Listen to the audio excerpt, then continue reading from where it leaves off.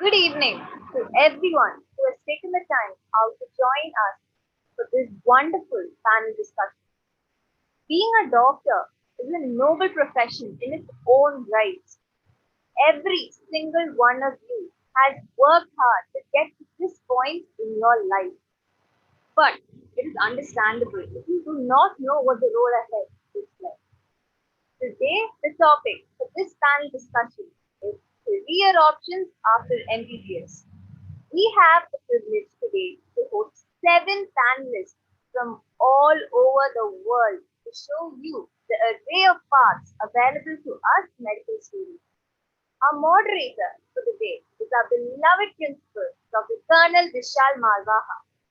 He did his MBBS and MD from the prestigious Armed Medical Forces Medical College. He completed his PhD in internal medicine, long-term postdoctoral fellowship in rheumatology from AIMS Delhi, a short-term fellowship in City Hospital and Queen's Hospital, Nottingham.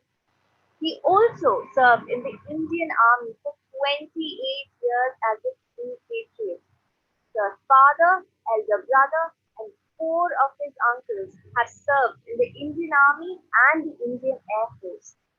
He also headed the Indo-Bhutan Friendship Hospital in Thimphu, Bhutan early on in his career.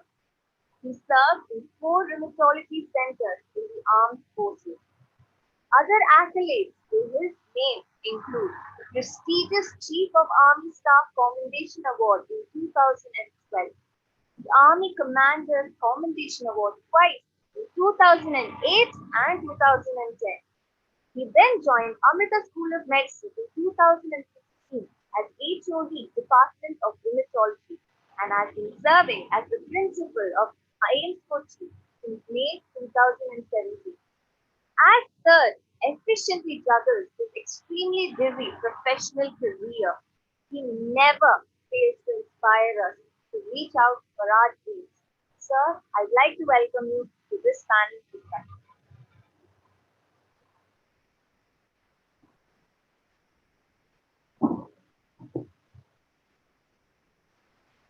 Good evening, everyone, and good morning to our friends in the US, and good afternoon to Dr. Peter Patel, sir.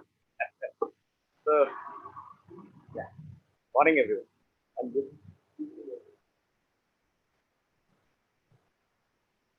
today is actually, I think, this session, like what I was told, like everybody is looking forward to attending this session because these are the common issues which are coming up regularly.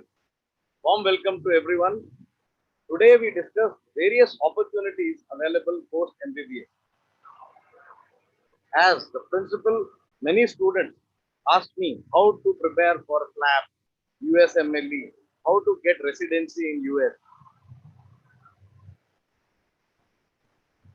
I have learned a lot from my students and from my colleagues who are overseas who have guided me in this to answer these questions. In fact, they have rather answered the questions, and in the process I have learned. And as they moved on to US and then got the residency, when they share their experience, that is how I gained more. Today we have Dr. Peter Patel from the United Kingdom, Dr. Samson Jesudas from Texas, USA, Dr. Arun Malhotra from Delaware, USA, Dr. Jonathan from Texas, Dr. Ajit from the New England states, USA, to discuss the overseas appointments. And back home, we have two of our own alumni, Dr. Arvind Sukumar, Indian Police Service, 2005 batch, Amrita Institute of Medical Sciences, and Dr. Sudhish of 2008 batch, Amrita Institute of Medical Sciences, to enlighten us about civil services and sports medicine. I recollect a lecture from Kaplan trainer, Dr. Tenzin Jamyang. I shared it some time back. He's a plastic surgeon. He asked one of our students that if you have to defeat a boxer in 6 months' time, how will you train? So the student gave various points like physical training, weight training. Jamyang said, you will lose because you did not study the enemy, that was the boxer.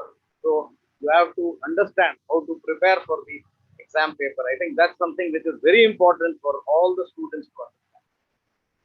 So without wasting time, I move forward. The order will be Dr. Peter Patel will start, then Dr. Arun Malhotra, Dr. Samson Jesudas, Dr. Jonathan McClemens, Dr. Ajit Thomas, Dr. Arvind Kumar IPS, and Dr. Sudhish Pillai. I'll start with a brief introduction of Dr. Peter Pankaj Patel. He's called Peter Patel. His actual name is Pankaj Patel. Dr. Peter Patel is founder and international director of the Faculty of Disaster Medicine, India and Nepal. He is a visiting professor for disaster medicine at the Sri Ramachandra Institute of Higher Education and Research, Chennai, and joint chair of the Academic Board for Disaster Medicine at Srihar, Chennai, and Amrita Institute of Medical Science. Sir has led in establishing the first joint agreement for developing disaster medicine training for pharma profession with Saswad Pharmacy College, Bharat. He is also Assistant Governor of Rotary International District 1060 and was awarded Paul Harris Fellowship in 96 by the Rotary Club of Birmingham for exceptional contribution to humanitarian work in disasters in India. Sir has moved to United Kingdom in 1970, where he pursued his postgraduate training in microbial chemistry, leading to a research career in microbial biotechnology, post-defense mechanisms, and infectious diseases.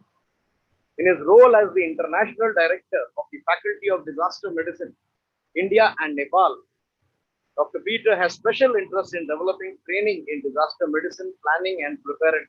We have been the beneficiaries of his expertise, and I personally had the opportunity to see many of the training events where he has participated. In his regular work, he is a special consultant for healthcare sector in UK, development director of SBS Dental Group with over 25 years of experience of the NHS. His first major project was to rebuild a primary healthcare center near Latur after Maharashtra earthquake in India. I remember this because I was doing my MD in medicine at that time, and I was in Pune when this earthquake occurred, and I was on the reserve list to be sent for that, but somehow the requirement reduced and we did not get the opportunity. Then subsequently, he has also participated in Orissa cyclone, Gujarat cyclone, Bangladesh flood, Gujarat earthquake, tsunami hit areas of South India, Andaman and Nicobar and Sri Lanka, Kashmir flood, Nepal earthquake, Chennai and Kerala. He launched the Faculty of Disaster Medicine in 2015 from Pune in India. The program focuses on training the trainers in disaster medicine, enabling the region to build core clinical capacity for regional disasters. Here I would like to mention that our own organization, the Mata Amritanandamayi Mutt, under the guidance of our Sadguru Mata Amritanandamayi, has done phenomenal work. I've been a devotee for 11 years. One day, I saw Ammachi Labs. I didn't know I had not joined here somewhere in I think 2014 or 15. Then one of the students was, going, he said, "Sir, please come." There, when I went and saw the amount of effort which they have made to, empower people, and, I was impressed with how much effort has been made. That is the vision of our Sadguru, who can, really appreciate, how to empower women. I think there are so many things, we need to understand. It is worth seeing. I request Dr. Peter Patel to begin his deliberation.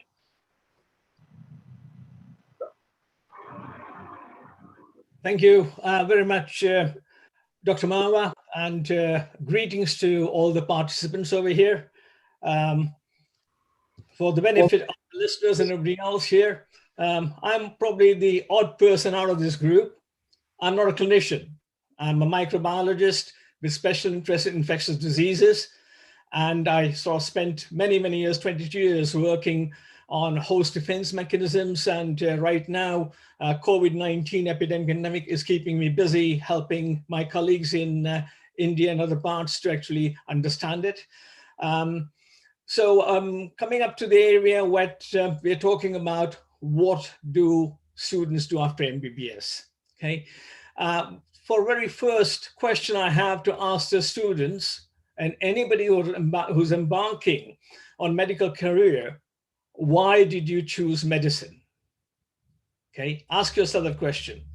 Was it for money? Or was it pressure from your parents or the community? Or you had very little choice and influence by it? So ask those questions, okay? But now, having more or less nearly acquired your MBBS, I'm quite sure that you have got those core skills, the skills which are essential: compassion, empathy, honesty, good and effective communication, listening to patients, okay, understanding and managing risks, analytical mind, dealing with uncertainty. That's what medicine is all about, okay?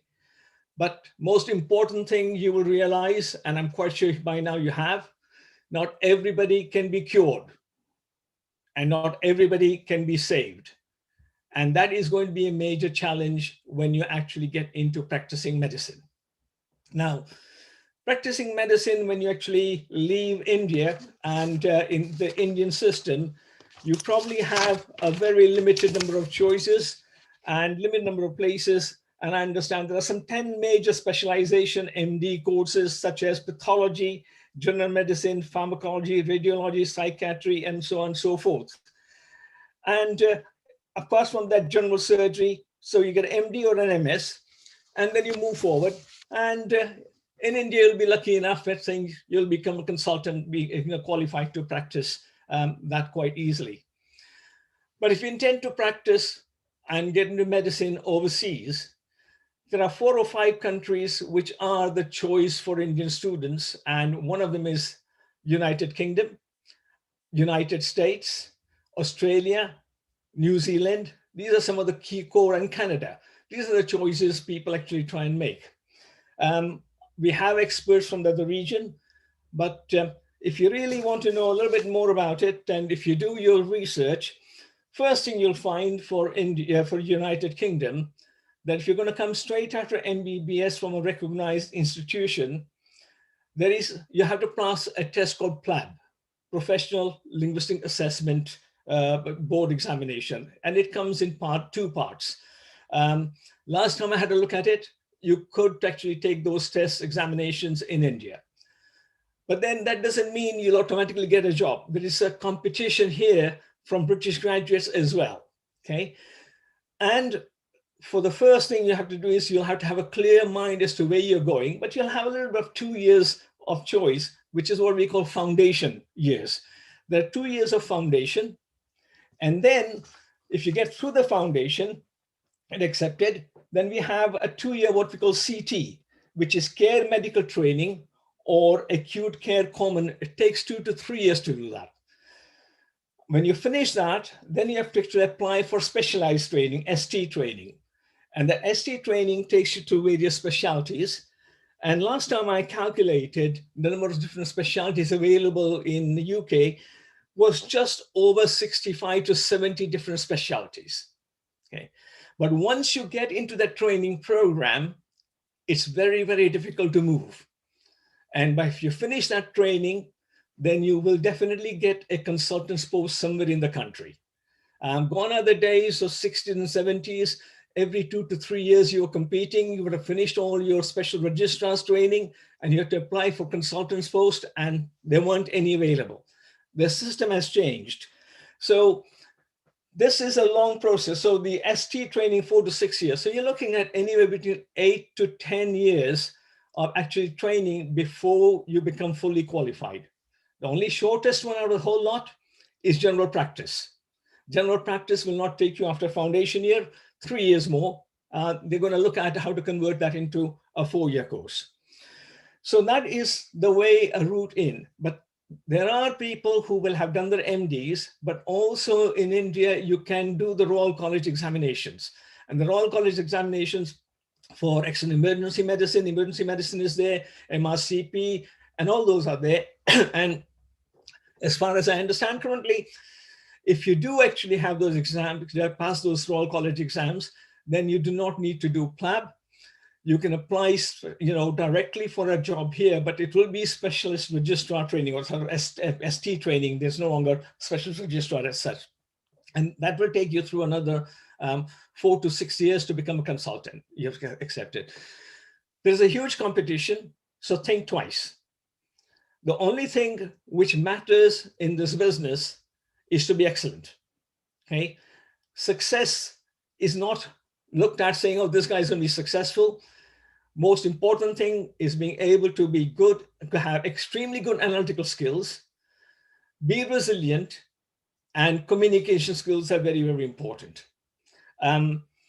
Those are the basic things which I would like to just mention to you about. I'm not going to go through a whole range of different specialties available, but here we have audiovestibular medicine as something which is available, or cardiothoracic surgery, or combined infection training, different forensic psychiatry, a whole range of diverse choices are available to you.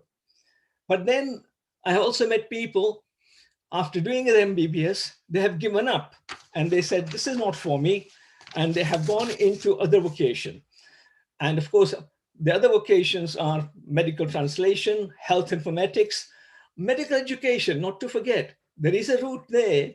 If you don't, after doing your foundation and the common exam training and all that, there is an academic route where you can actually get into university, do research, as well as teach the medical students as you go along.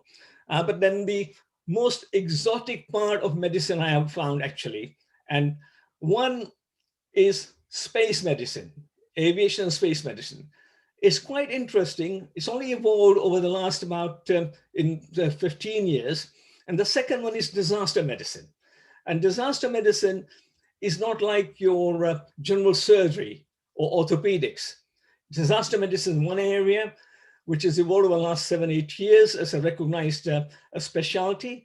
And it actually impacts on every healthcare professional, whether it's paramedics, nurses, healthcare assistants, doctors, across from laboratory medicine to imaging to hospital preparedness, and of course, hospital management and every other thing. But then when the disasters get more complex, the challenges of getting disaster medicine teams built is one of the most challenging things which people are still learning.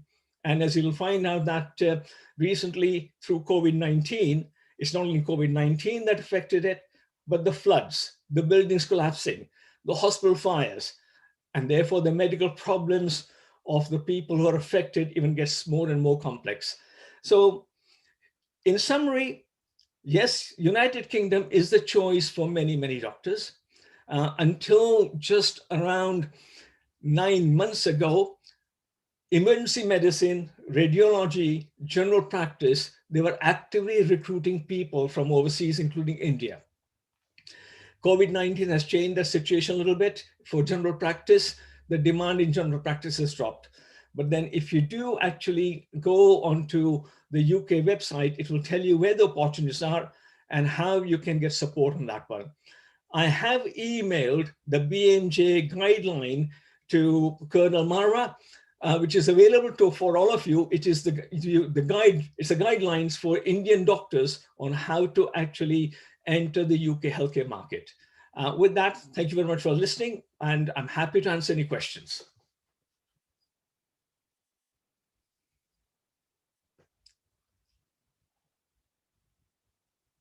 Over to you.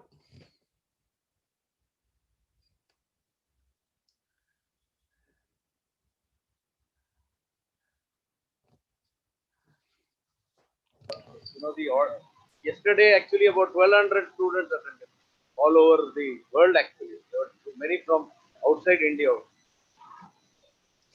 Sir, the question for you, sir, is what role has disaster medicine played in the light of COVID? Well, disaster medicine in the light of COVID. For many, many years, people thought it's not going to affect us. This pandemic has really shown us that we require global health security. Okay. Now, it's not only about the COVID-19 infection. But if you look at the total number of population affected in the whole healthcare system, which has been affected, then the whole healthcare of the population has gone haywire. And people who have got normal chronic conditions or acute conditions, in majority of the countries, they've not been able to access either GP or hospital, and hospitals have been shut down. So that is and as I said earlier on, along with that has come, in most countries, there have been cyclones, floods. Right now in France, there are major floods. So when you have this in India as well, you've seen floods and major fires. So you're trying to actually balance of how do you stop spreading COVID-19, but still give the emergency essential healthcare to all this community. So it becomes more and more complex with the situation. And it's a prime example, which will happen once in 100 years, that worldwide, majority of the healthcare systems have collapsed. Thank you, sir. That was very nice, sir. We move on to the next speaker. The next speaker for the day is Dr. Arun Malhotra, MD. Dr. Arun Malhotra is consultant nephrologist at Wilmington, Delaware. He graduated from the Armed Forces Medical College, Pune in 89 and did his residency in internal medicine in the Albert Einstein Medical Center at Philadelphia, USA from 96 to 98. He was chief resident at the Albert Einstein Medical Center in 98-99 and he did his fellowship in nephrology from the University of Pennsylvania, Philadelphia. He is board certified in internal medicine and nephrology, National Medical Knowledge Champions 1996, awarded Benjamin A. Goley MD Award for outstanding performance as a chief medical resident. He is visiting professor, Pennsylvania College of Optometry, instructor, Temple University, member, American Society of Nephrology, American College of Physicians, and Medical Society of Delaware. Area of interest is kidney stones and general nephrology. Dr. Arun Malhotra is my batchmate. We did our Mbbs together and we were Marwaha, MAR, he is MAL, and there was another friend of mine, Malli and Mathur and M. Kumar. We five of us were in the same clinical group and Parvati Menon, six of us. So we have spent a lot of time together and he's a very close friend and I have seen very few people with the kind of positive energy than the kind he has. So over to Dr. Arun Malhotra. Thank you, Vishal. This is touching tribute that you've paid. I'm not worthy of it. I used to look up to you when we were in training together. You were an inspiration to many of us when we were in med school. We still remember you teaching us every night. We thought you were practicing for the exams, but we also realized that you were teaching us on a daily basis to help us grow. With that, thank you all once again to the SPASHT organizing committee for having me on for today. What I was going to try and delve on is to give you some thoughts, but not to try and sell you on the United States of America. Give you thoughts into where medicine is going, where the opportunities will be, give you my thinking and my outlook and my perspective. We all know that genius is 1% inspiration and 99% perspiration. So hard work will never go waste. Whatever you learn, whatever knowledge you acquire, whatever information you gain, keep it with yourself and share it with others. But putting in the hard work is clearly the name of the game. Your success in your career, in no matter what aspect of career you choose, what aspect of medicine you decide to move forward in, it will eventually be determined by clearly your hard work. Whether it's in your field of medicine, your entrepreneurship skills in which you are building right now, whether it's innovation or just a replication of models that you've seen before, that you've gone and trained elsewhere and you want to replicate that model in your hospital, all of that, the success of all of that will be determined purely by the hard work that you put in. And as we know, success can be defined in many ways. There is no one term that defines success, just like health. Health has spiritual health, mental health, physical health. Similarly, success is You can define it in academia, success as in materialistic values, success as in peace and quiet, success in your youthfulness, in remaining young and not growing old. So success is your definition. Therefore, I cannot tell you where you need to move ahead in, because it's purely inside of you that you'll have to figure out what works for you, what is your happiness coming from, and that is where you will define your ability to achieve success, because there's so many definitions. There is a role of luck in this. Clearly, luck is a big factor. However, it is a modifiable risk factor. Just as we talk about cardiovascular risk and we talk about modifiable and non-modifiable risk factors, luck is a modifiable risk factor. And essentially that modification comes from the amount of hard work you put in. Keep an open mind, all eyes open, all ears to the ground, and build your network. Your network will be key in helping you succeed. Career paths are changing today. They're nowhere what we were when we were 25 years ago. I cannot give you an advice as to do the same path as I did, because the paths have changed, and that's changed based on a country's immigration policy, which were different when we were trying to apply and are different today. So the paths will change. Some people will succeed because of their hard work. Some people will succeed because they lead very well. Some people will succeed because they are smarter or work better or work harder. You basically have to take the risks. Do not follow the secure path. The path is going to be defined by you. If you look at things today, the kings of the world have changed. No longer are the same dynasties ruling the world. Every day it's changing. So if those have changed, what makes you think that we as a population are not going to change? We're going to have to define and change our ways. I think the take home for me has been that teamwork succeeds like never before. Today, the ability to connect is phenomenal. When we were in med school, me and Dr. Malwa, we didn't speak to each other for 10 years. Now we speak to each other almost every month or send each other messages on a daily basis.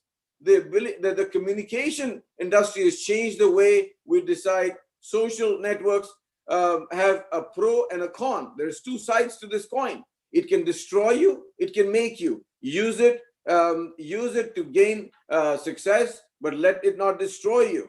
Keep in touch with your colleagues, but more importantly, your immediate seniors. I have seen that my guidance came mostly from my seniors who were the immediate seniors, not the guys like me who were 25 or 30 years ahead of you. We're no longer relevant in your story. We may be relevant in terms of inspiring you. However, your ability to connect to a program of training, your ability to connect and follow a path will come directly from your 1, 2, 3, 4, 5 years, your seniors.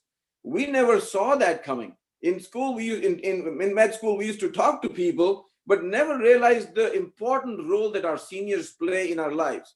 I did not. I think some of the guys were bright enough to realize that. For me, it was like it came later. It came while I was doing my postgraduate training. I think it's very important right now as medical students, year 1, 2, 3, 4, to recognize the need to connect and stay connected with your immediate seniors, and then figure out what path are they following and if it works for you. And we'll come to the Americas as well very soon.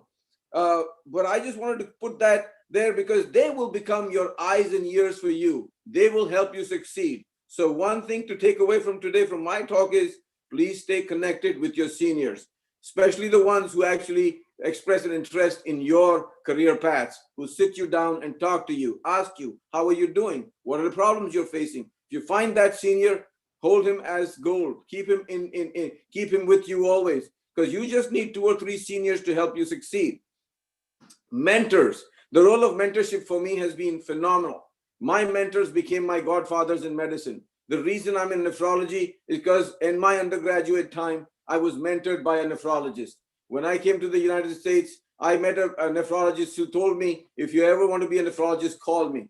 He put me down as his contract. When I applied to the University of Pennsylvania for a fellowship, they did not even send me an application. They said, we don't take foreign graduates. Good luck. My mentor became the chief of transplant and was going there as the chief of transplant and called me. Are you looking for a nephrology fellowship? I said, yes. He said, well, I'm going to Penn. Do you want to go there? I said, they refused to give me an application. He said, don't worry about it. I'll write you in my contract. I was written to his employment contract that he will bring a fellow with him. And that's how I went to Penn to train. There was no other way at that time for me to go. So contacts and networks mentors will influence and help you keep your mentors close. There are mentors who will abuse you. There are times where you will feel that you're being abused.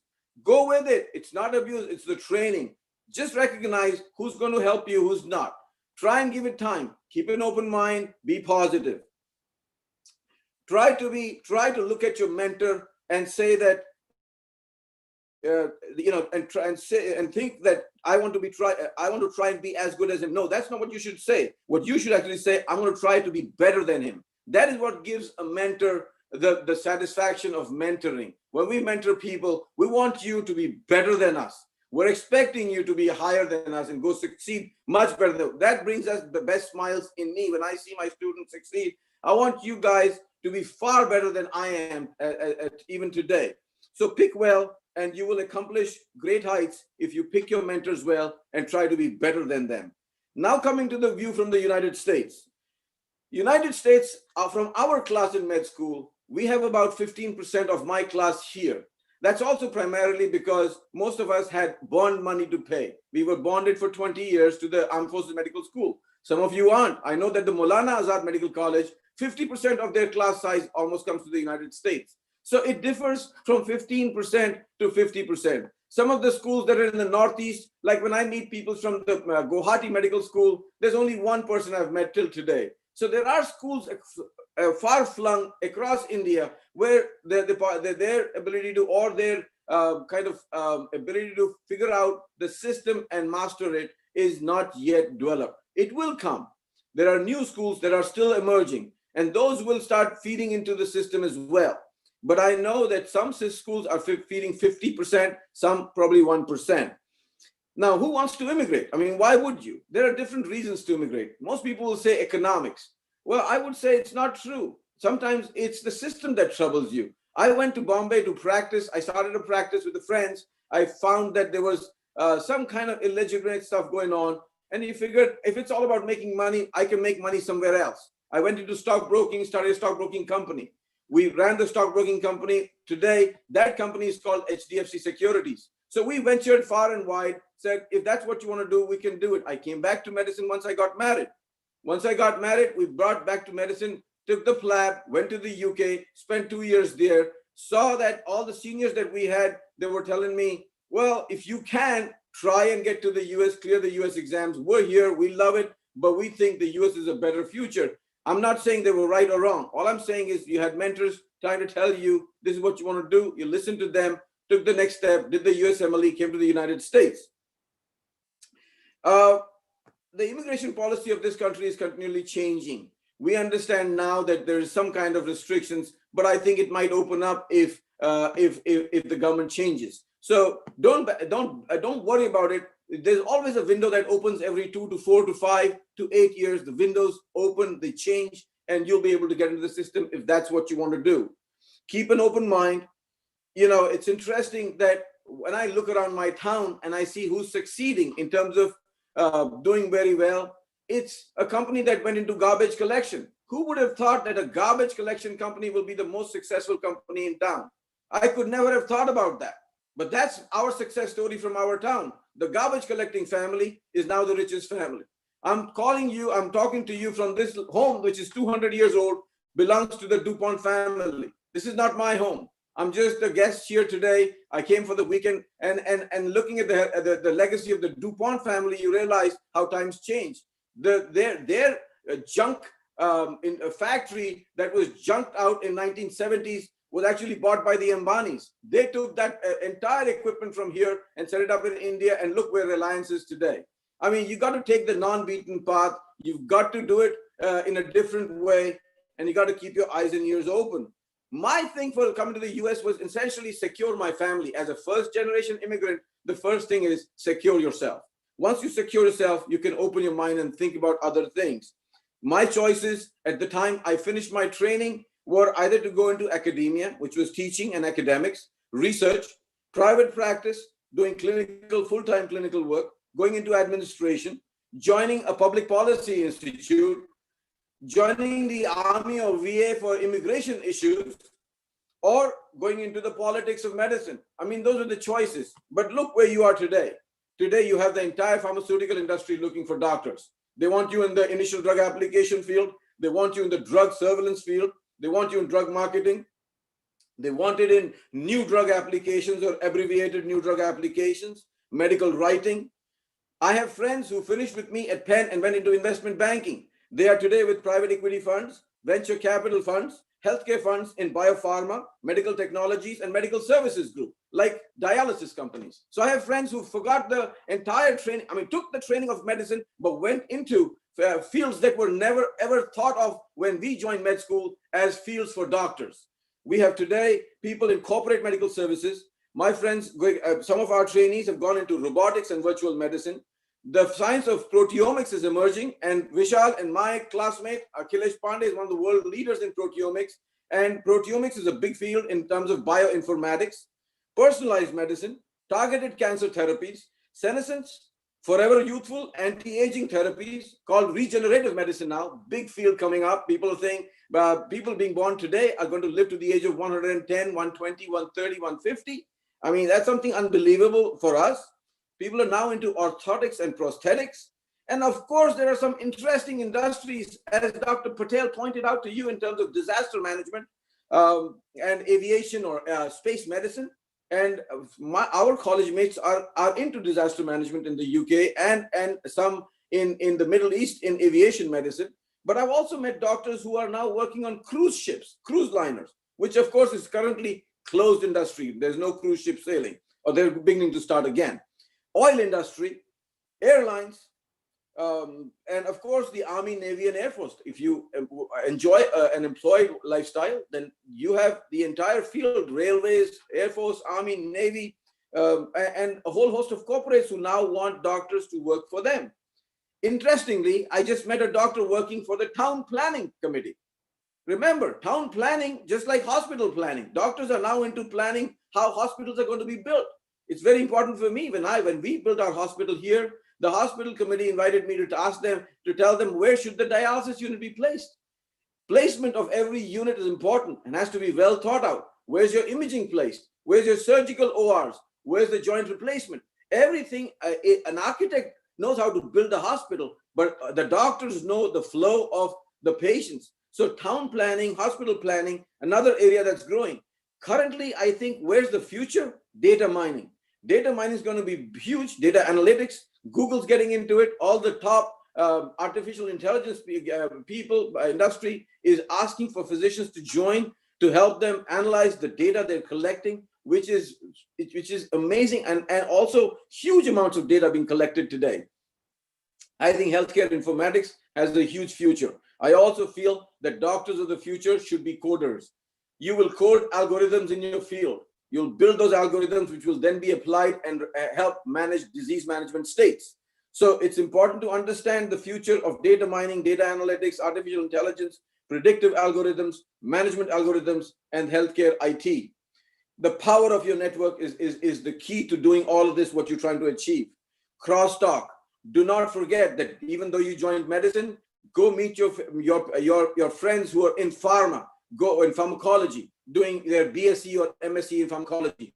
Go meet your friends who are doing IT. Go meet your friends who are doing engineering. Keep that network alive, because you never know, when you come together as a team, the power is exponentially multiplied. With that, ladies and gentlemen, I'm asking you to find your niche and your power and discover it and work your way towards your happiness. And I will take a back seat and will take questions later. Thank you for your time, Vishal. Thank you for your time, all of you. Thank you very much.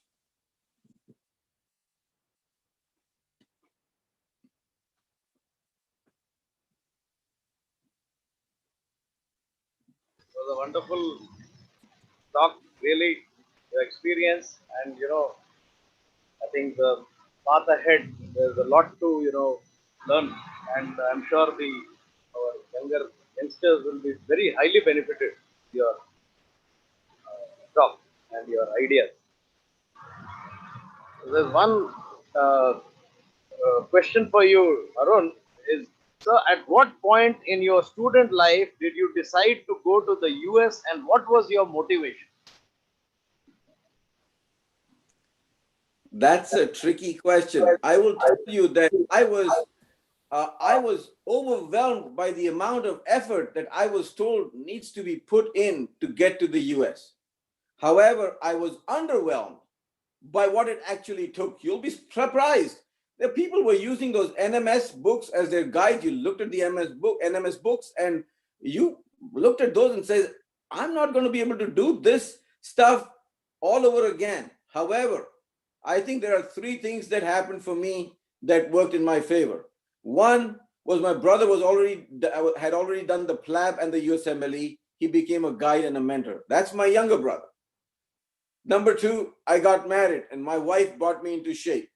So get married and hopefully your wife will bring you into shape, or whoever your better half will bring you into shape. But I think the last thing, and that was crucial, was the recognition that going abroad to train might actually bring back better opportunities as I returned back to India. I met with the chief executive of a hospital in Bombay called Hinduja Hospital, who said, if you want to join as a consultant in a hospital in India, you should go take training abroad, and that will put you in good stead in securing a job when you come back. I think those were three of the key factors for me to take the jump and move abroad. I wasn't ready for it, but I do know that when I actually went on the path wasn't that difficult. It was the fear of the unknown that was keeping me away from doing that. I actually spent 5 years in India after graduation. We all graduated in 1988, and I left India in 1993. So it took me 5 years to make up my mind to leave, because I was dilly-dallying, not sure about myself, not sure that I wanted to take that plunge. But when I did, I'm grateful that I did.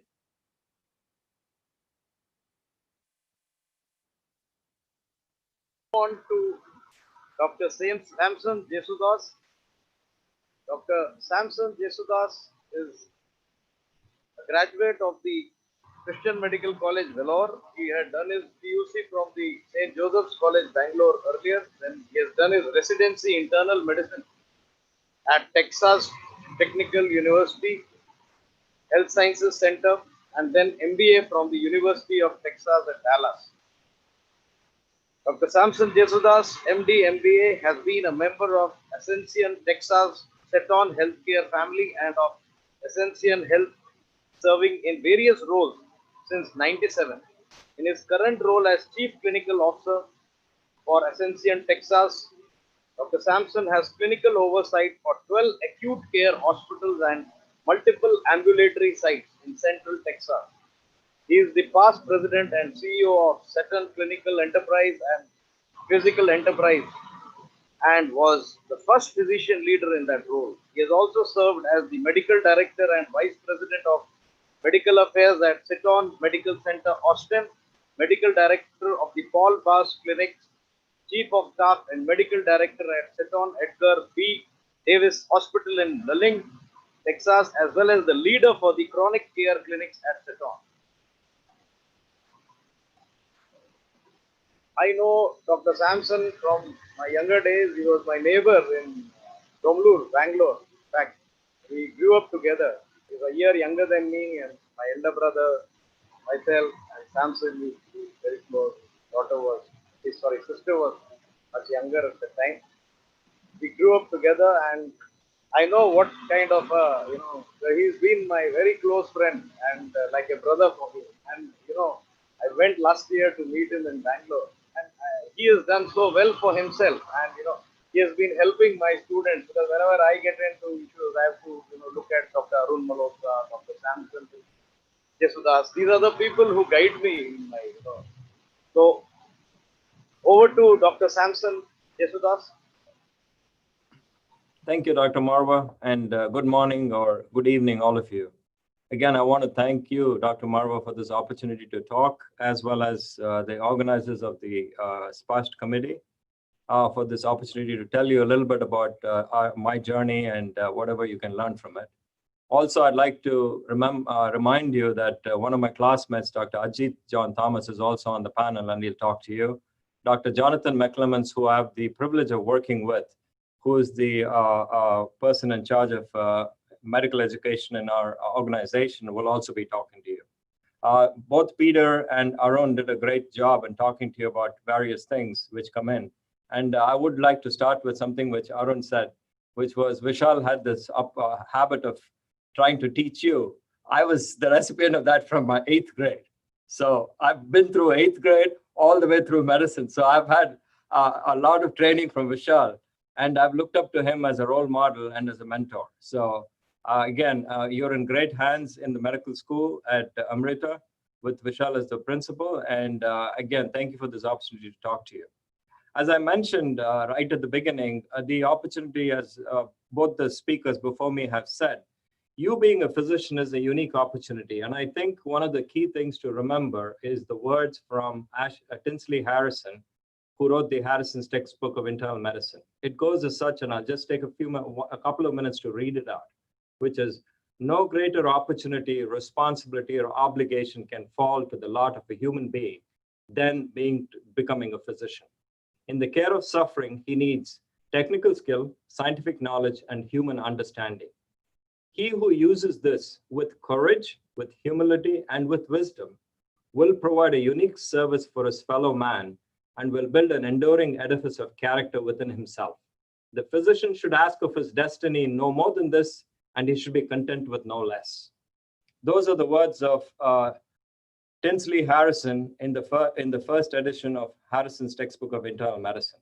The reason I kind of start with this is to always remind you of who you are. Each one of you are physicians, and it does not matter where your career takes you. Always remember that this needs to be your founding principles. This needs to be the bedrock on which you build. That's number one. Number two, cultivate excellence. That is the only thing that's going to get you. It does not matter what field you're in. As Peter mentioned before me, cultivating excellence is a habit. It comes easy, especially when you make it into a habit and you have to do it. Whichever field you're in, make sure you are excellent.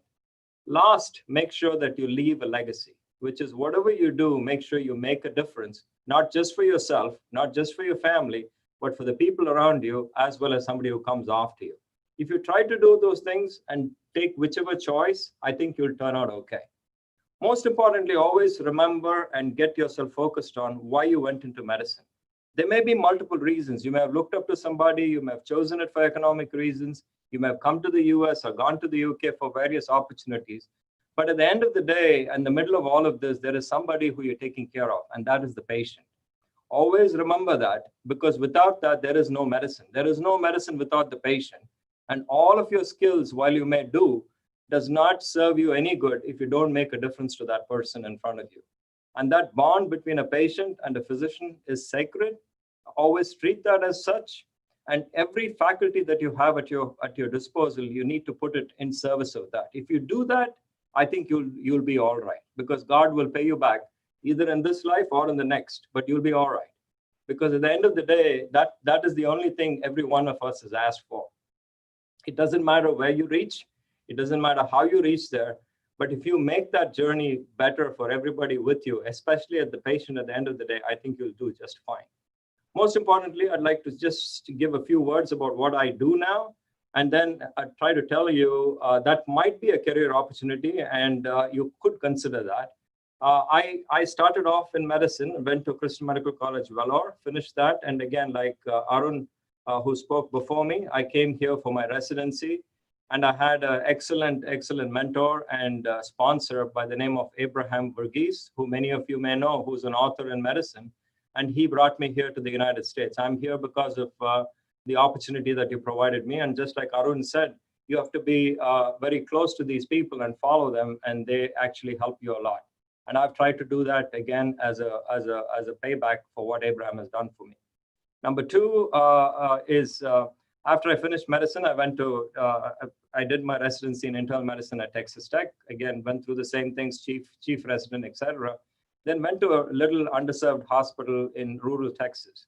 I went to CMC Vellore, and you guys had a 20-year bond, both Arun and Dr. Malwa. I had a 2-year bond, and I worked in a small rural hospital in Karnataka, in Chikballapur, which is just outside of Bangalore, and then subsequently came to the US. I worked in a small hospital, and the important thing in all of this was the village in India and the village in Texas are pretty much the same. People speak a different language, but at heart, they're the same. Same people, good-natured people, rural folks who do agriculture. And having worked there for 2 years, and then subsequently I stayed on for almost 13 years, working in a small underserved area. Then subsequently I started looking at administrative medicine, went on, did my MBA from the University of Texas, which also the University of Texas at Southwestern School of Medicine. So combined program, I did that, mainly in order to kind of get a better understanding of the business side of medicine. Subsequently, I moved into that series of jobs, went into a tertiary care hospital, ran that, then subsequently became the CEO of a physician group of 600 physicians. That's the largest group in Austin, Texas. Subsequently, I ran a physician group for my company, which has about 6,000 physicians all across the United States. I belong to Ascension. And the whole part of all of this was mainly to make sure that as a physician, you bring a unique perspective to every single dialogue. And when you are in the boardroom, when you speak with colleagues, the CFO, the chief operating officer, the CEO, and various other folks, as part of a healthcare team, your role as a physician, especially your centering in the patient-physician relationship, always brings a different aspect to this whole thing. Every bit, my day gets spent mainly in managing operations in the hospital, along with my chief operating officer. We run these things, keep things on time, make sure the ORs are running, make sure all the equipment is fine. Also, we plan for 1, 3, 5 years. We spend millions of dollars. And so at the end of the day, you got to sign off on a lot of these things. And then we also plan on recruiting people, bringing in folks, starting programs, doing all of these things. Now, a career in administrative medicine has to start with your love of clinical medicine. If you don't like clinical medicine, then you probably should choose something different, because that is exactly the focus. You're not going to administrative medicine to escape from clinical medicine. I went into administrative medicine to help clinical medicine get better and be a physician there who can actually advocate and also do things for the betterment of the patient. And that is the focus. Then the other thing you always have to remember is when you do this, always remember who you're doing it for. You're not doing it for yourself. You're not doing it for your glory. You're doing it so that you can actually make a difference for the patient and actually provide better care. That has to be your focus. There are multiple opportunities for you in India, multiple opportunities across the world in administrative medicine. Always remember, there are lots of folks from different aspects of life who control pretty much everything that goes on in medicine. You are the best person because you have a better understanding, you've got better education, you've got better grounding, and you have better motivation. So why are you not choosing to lead in front? There's a very good saying which says, if you're not at the table, you are on the menu. I always remember that, mainly because of the fact that if you're not at the table when decisions are being made, remember, you can be on the menu, which means that if you need to make an impact, you need to be present. And one of those ways is doing that. And the reason why a career in administrative medicine has to choose with some sort of business training is not always, good clinicians don't always translate into great administrative leadership. That's a fallacy, because a lot of times you take a very good physician who's doing an excellent job and you give them an administrative job, and they fail in it because you have to have a different skill set and training. So that's the reason you actually choose training.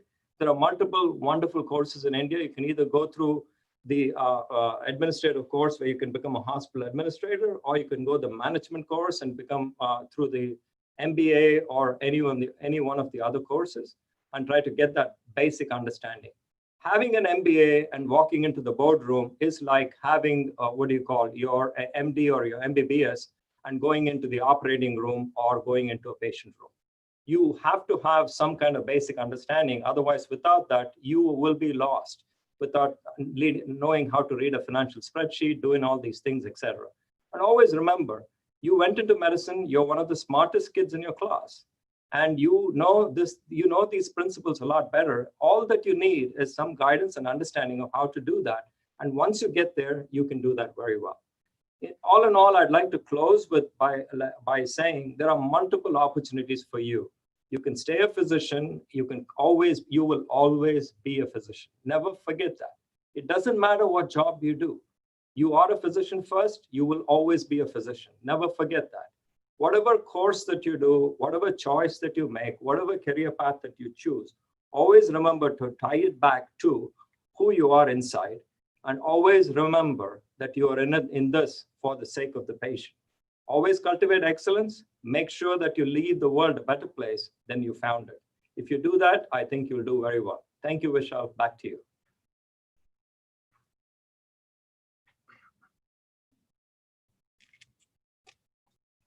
It was wonderful. There's a question for you, Dr. Samson Jatadas. Sir, do you feel out of place in the society over there, and do you have desire to come back home? Is it worth sacrificing and moving to USA, leaving everyone and everything behind? That is an excellent question. That's an excellent question. Thank you. I do not think of it as a sacrifice at all. I think every day I thank God for this opportunity, mainly because I'm able to make a difference to many, many lives and to impact a lot of people. I missed my parents originally when I got here, but then you make friends and you keep in touch with your family back in India. And the one thing that I miss a lot is direct patient care. And every opportunity that I get, I walk the hallways of the hospital, rounding on people, on staff and things like that in order to do that. And in that way, I really don't miss that. Coming back to India, it's a complex topic. It probably require a lot of time, Vishal, and I think I'd hand it over to the next speaker. Thank you. It's a little change. Dr. Arun Sukumar, the police, the SP, has to attend the meeting, so I'm just getting him in right now so that he can, attend the meeting shortly in Trivandrum. Dr. Arvind Sukumar is the graduate of Amrita School of Medicine, Kochi, 2005 batch, currently in Trivandrum, posted as SP ICT and is charge of SP Telecommunications since 28 June 2020. Selected for Indian Revenue Services Customs in 2015. Later joined the IPS in 2016. Worked as ASP at Kannur, Talacheri and Vicom. Worked as Commandant KAP 3 during 1819. Now SP ICT and in charge of SP Telecommunications. Over to Dr. Arvind Sukumar.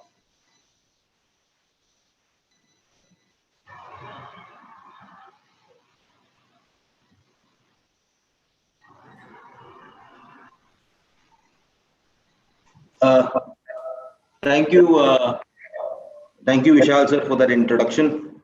I'm sorry that I am sort of butting in here.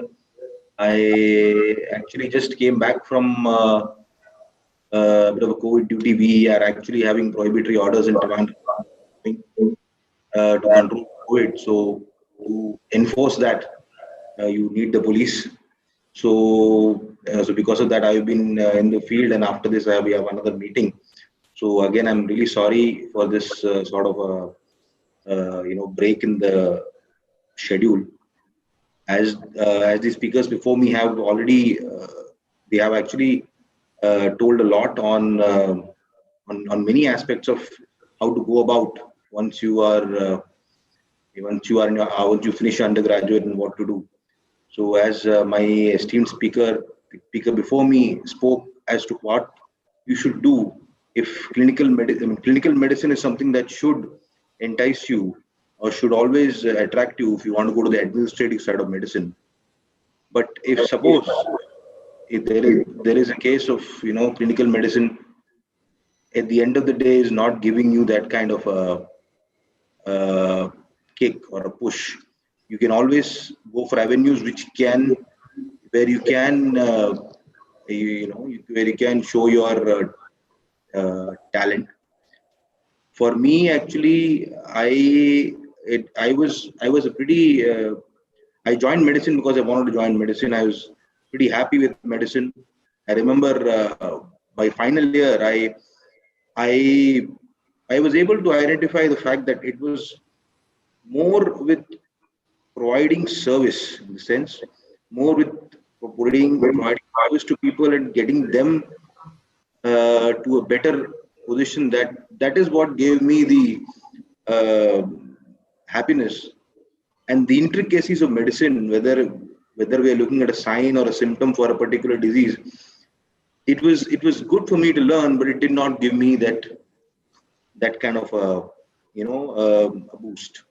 So for me, and I always thought that I wanted to do something in service. So that's why I came into civil services. I am starting with this because most of the time this is the question that I'm asked, why I went into civil service after doing my medicine.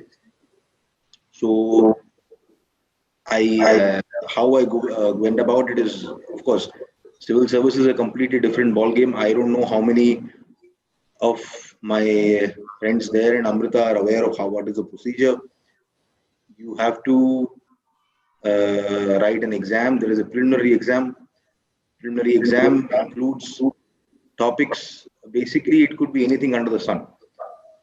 We have all the topics ranging from economics to political science to history and even latest aspects of science and technology. You can say it's like how in medicine we start off as MBBS and then we go MD and then we go to, we just narrow down, we find our niche, as one of the speakers had told. This is the entire opposite of it. You just go back and this is what you do. This is what happens in civil services. So that's what I had to do. I had to go back and I had to learn all these new things, history, economics, geography, you name it. You write a preliminary exam, that is an objective exam that is almost taken by 5 lakh students in India, out of which, say, 16,000, 17,000 people qualify that exam. You write a mains exam after that, which is basically a written paper. There are 10 papers in that. You have to write 10 papers. Then from that, you are shortlisted. A list of 3,000 is shortlisted. And then after that, you go for an interview. You go for an interview, and from that interview, 1,000 people are selected, and that is the civil list. In that civil list, actually, people generally believe that civil services is IAS, IPS, foreign service, forest service, but there are 24 central services also. So if there is the Indian Revenue Service, there is an Indian Audit and Account Service, there is RPF, there are many services that can be chosen. And so it's basically, again, you have to first have the idea as to why you are coming here. As I said, I was able to identify that I wanted to do service, and and medicine, of course, is probably the most noble profession that is there. But if you want to excel in that noble profession, you should have that passion for it. I had passion, but I knew if I had continued, I would be I was decent in medicine. I could have become decent in medicine as I went ahead. But I thought I wanted to get into the administrative part.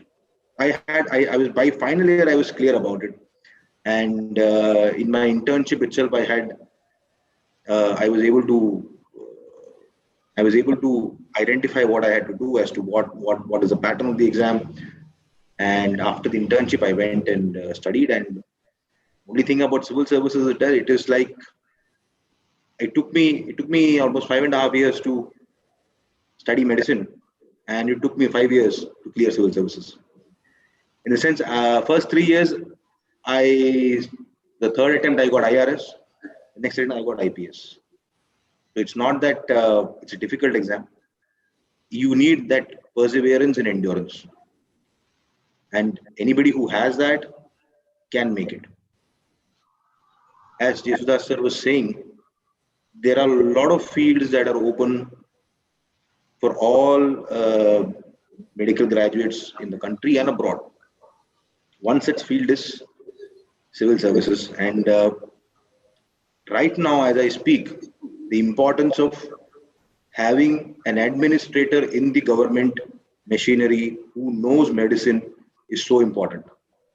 I have been given special duties because I am a doctor and because we are in a situation of COVID-19. So this pandemic has actually again re-emphasized the need for professionals in public administration. We have doctors who are in the IAS who is right now in charge of the entire COVID-19 protocol and policies in Kerala state.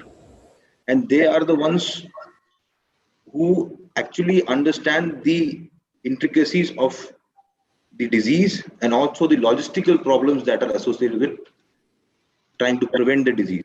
So this kind of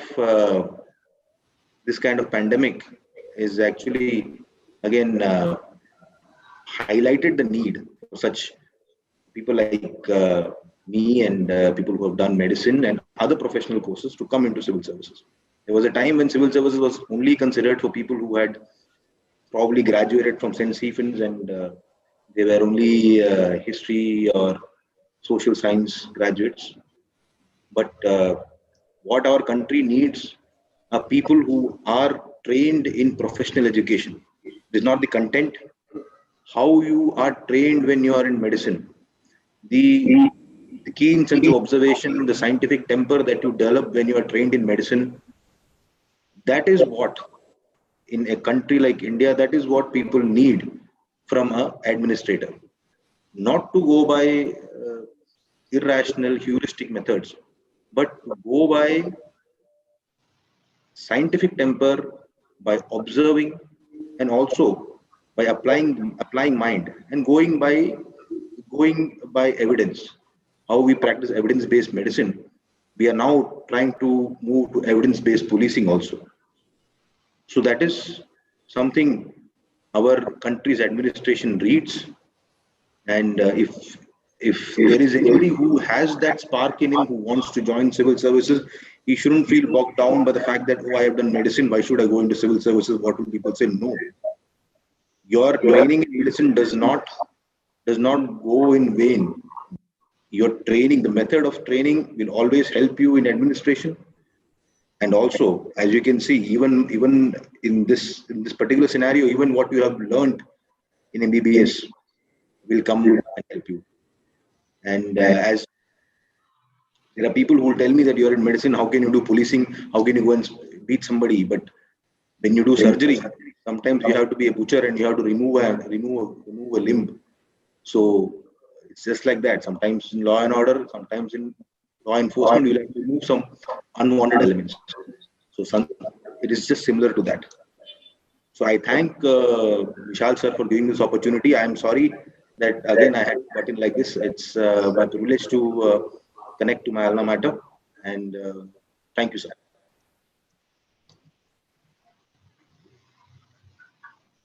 Thank you, Arvind. It was very nice talking to you. In fact, one thing both, in fact, Dr. Arvind and myself share that both I was, with the 17th Battalion, the Dark Regiment, and he also did his cross attachment. So one day when he had come over here, when we were just talking, we realized that both of us had served with British. There's a question for you, Dr. Arvind. Are you still there? Yeah, I'm here. Please tell me, sir. Dr. Arvind, there's a question. One of the students has asked, dear sir, what advice can you give to an MBBS student who wants to prepare for UPSC exam? Is it wise to choose medicine as an optional subject? I think that's a very good question. Has a lot of practical relevance to it. There was a time when civil services exam had 2 optional subjects, and at that time, studying medicine with some other optional subject unrelated to medicine would have been very cumbersome. But right now, we have only 1 optional subject. So I would suggest that anybody who wants to prepare for civil services, take medicine as an optional, because that way you will still remain in touch with your basic medicine, and civil services at the end of the day is a competitive exam, so it should not be that you should not be left in the dark. So if you take medicine as an optional, you can still go back and give your MD entrance exams. while the fact that you already know medicine will keep you in a good stead because you're studying something you already know rather than studying, say, economics or history, which is completely completely new for you. So I think for now, I think given the current setup where there's only one optional subject, I think it's best for a medical graduate to go with medicine itself. Thank you, Dr. Arvind. Now we move on to Dr. Jonathan McClements, MD, Associate Dean for Graduate Medical Education. Dr. Jonathan is Associate Dean of the Graduate Medical Education at the Dell Medical School at the University of Texas at Austin. Warm welcome to you.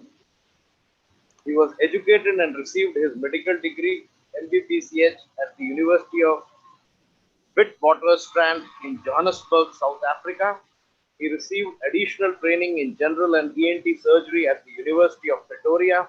He graduated from the University of Texas Health Science Center at Tyler Family Medicine Program, where he was a chief resident.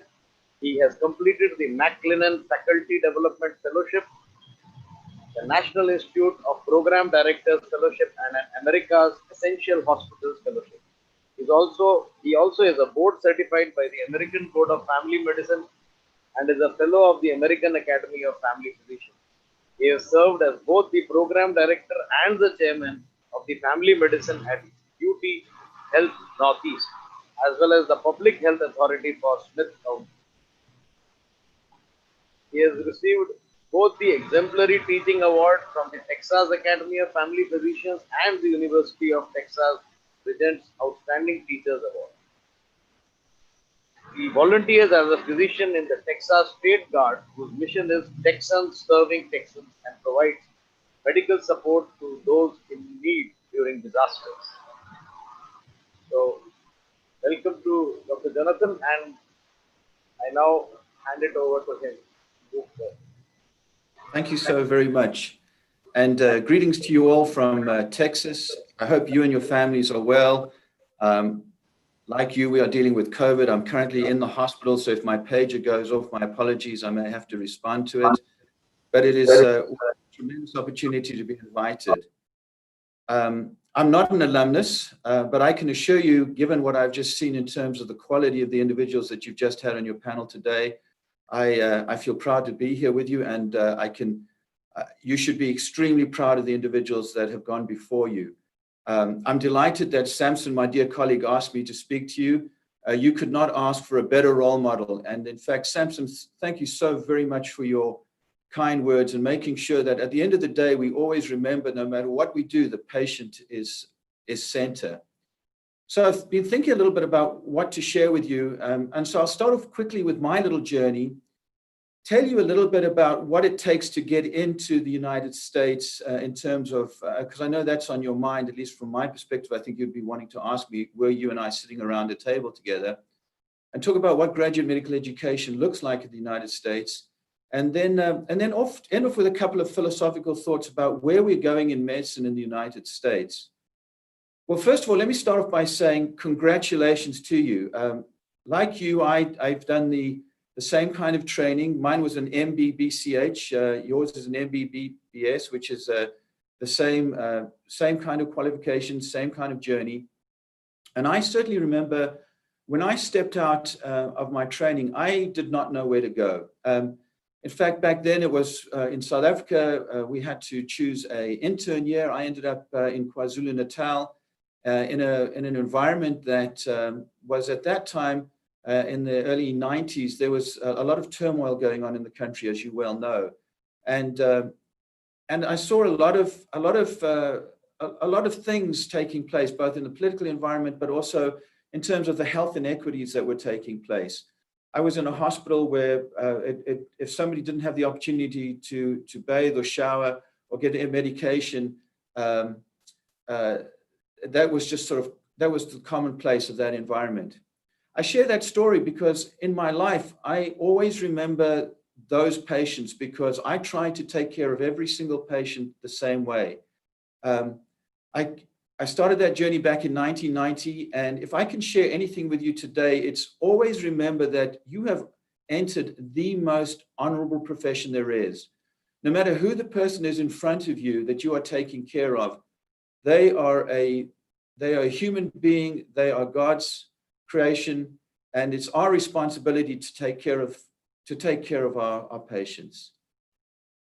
Remember also that the word doctor comes from the Latin for doctore, means teacher. And so in your journey, whatever you do, your primary responsibility is not only to provide patient care, but also to teach. And in a funny sort of way, it's I ended up having that title in my career as an Associate Dean of Graduate Medical Education, but that certainly was not how I started my journey. I thought I was going to be a surgeon, and actually ended up going back to the University of Pretoria and studying ear, nose, and throat surgery. And when life changed and an opportunity came up. So why am I sharing this with you? Because I think it's, first of all, you should be immensely, immensely proud of the fact that you are now doctors or going to be doctors, and that the community has invested a great deal of time and effort in your education with the hope that you will give back to the community. So I know that you've got plans in your mind of where you want to go for your careers, but also always remember that you're part of something greater. You're part of a community that relies on you to help them. And so never, ever give a second thought to taking care of your community. On my journey, I ended up doing family medicine. Like Samson, the journey to the United States was very different from what I expected. I'm an Englishman who grew up in South Africa. I could have gone to England.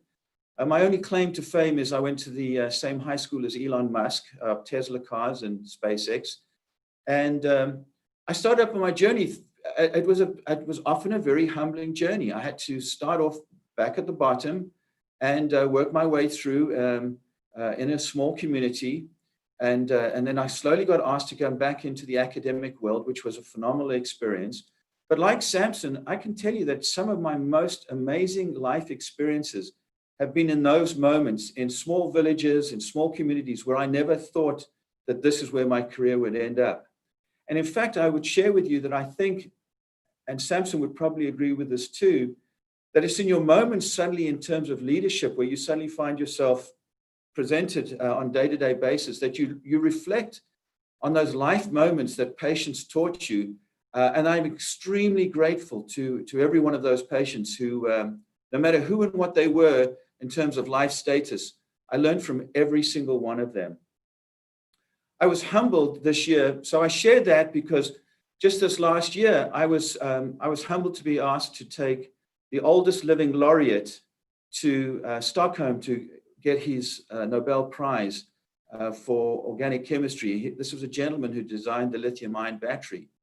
That's not what we call in the United States patient information violation because it was in the press and on Twitter. But I share it because I had the opportunity to rub shoulders with royalty, some of the smartest people in the world. And I can tell you in all sincerity that some of my finest teachers, I could hold a light to them and they could hold a light to these individuals that I met. And these were individuals who chose in the goodness of their heart or in their career paths to take care of those in our community who most needed them. Some of the finest surgeons I ever worked with was a gentleman who worked in KwaZulu-Natal. He did the finest thyroidectomy I've ever seen in my life. He doesn't have fame and doesn't have multiple papers written after him, but one of the finest physicians that I had the opportunity to meet. So after I went back into the academic environment, doors opened up. And what I encourage you to do is, if a door opens up for you, step through that door. I heard that question that was asked about Samson, about does he miss his family? The answer for me was, I absolutely miss my family. My wife and I left the country with 5 suitcases. And for the first few years, we were concerned what would happen if we went back. Would we decide to move back and forth? And not that there's anything wrong with that. It just was, once you make a decision, stick with that decision and keep moving forward. And never, ever, ever stop learning. If there's an opportunity comes up to take a board examination, go ahead and do that. All right, so what about you and your journey? And so I can't speak to what works for you. Only I haven't met you face to face. If I ever had the opportunity to mentor you, I would share with you what I've heard the others say is seek out your passion. I have many tasks on a daily basis. I'm a clinician, I'm an administrator, I'm a teacher. I serve in the Guard as a colonel and am responsible for disaster preparedness. And I fly airplanes for fun and do aviation medicine. But I would tell you that for me, my biggest joy is the clinical impact and and interacting with my patients. Just the other day, I had a patient who I called at night because all my patients get my cell phone just to make sure that we build relationships and then nothing comes between me and my patient. An 80-year-old gentleman called me and was, his wife had called me 2 days before and I called him back. And he answered, I spoke to his wife and then his wife said, the doctor wants to talk to you. And I said, sure. And I spoke to my patient who was an obstetrician. I had forgotten to remember that this individual had a prestigious role at an academic center. And he said to me, Jonathan, I just want to say thank you. And I said, well, why is that? He said, doctors don't do this anymore. I said, what was that? He said, doctors don't call their patients and have that relationship with their patients anymore. Things have got between us and our patients. Business has got between us and our patients. And he just said, thank you. I share that story because at the end of the day, there's going to be a lot of other people in the room with you, telling you what to do, other decisions, but never, ever, ever forget that special relationship between you and your patient. And the patients really, really appreciate that. All right, so now let's say you've made the decision that you do want to try and move to the United States. What are my challenges or what are your challenges? Well, it's a tricky journey.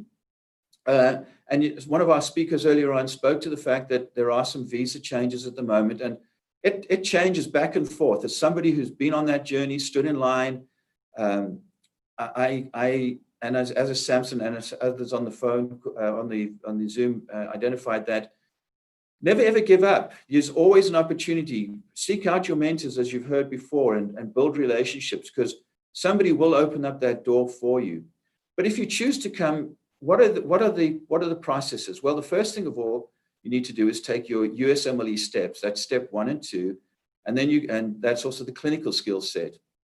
And then based on those results, you may get offered an interview if you go through the process. Now, there's 2 ways to get selected. One is you're extremely fortunate and somebody knows you and paves the way for you, as we heard one of our speakers say. Or you do what a number of us did, and that's you go through the National Residency Matching Program. And so what is the process there and what are the odds? Well, about 40,000 people apply a year for close to 29,000 positions. I just pulled up the data to verify those who are non-United States foreign medical graduates like myself, there are about 7,000 applications to these close to 30,000 positions. And so when I was just looking at the reports as I was getting ready to present today, how can you improve your chances of getting in? Well, the National Residency Matching Program says that rank more programs within your preferred specialty. So if you choose, let's say, for example, that you want to do internal medicine, or you're smart and you go to the National Residency Matching Program site and you see what are the programs that are most likely to be filled by us foreign medical graduates, and you apply into that field of specialty, then make sure you choose a number of programs. Make sure that you've got higher USMLE Step 1 and Step 2 scores. So the programs certainly do look at that. And then the data is, there's 5 quick points that I do also want to tell you that the NRMP does say that, and this is very straightforward advice that I should be giving you. Rank all of the programs you really want without regard to your estimate of your chances within those programs. So if you think you've got a chance, rank it. Include both a mix of both highly competitive and less competitive programs within your preferred specialty. Include all the programs on your list where the program has expressed an interest in you where you would accept a position. So if you get the opportunity, I never thought that I would end up in family medicine in a small part of East Texas. It was one of the finest training periods of my life. Every training opportunity is a training opportunity.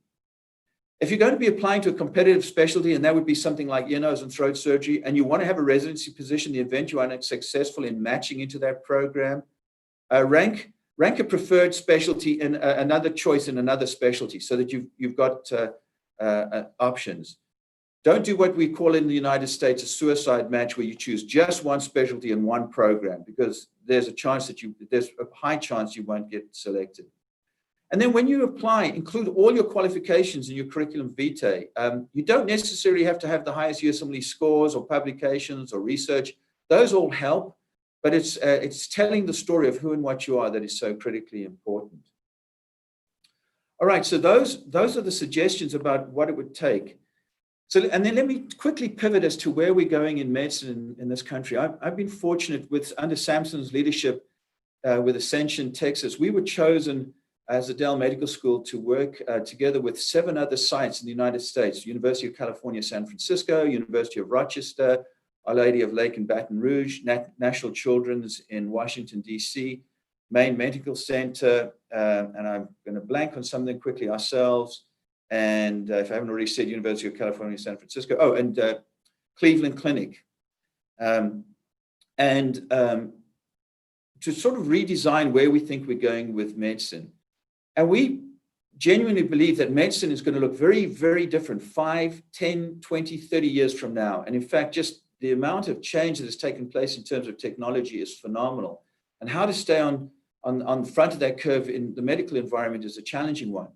But here's what we do know, and this is what will drive conversations. And if you're thinking about where you're going in terms of your career, staying, as our former speakers said, staying engaged with what's happening in the environment is critical.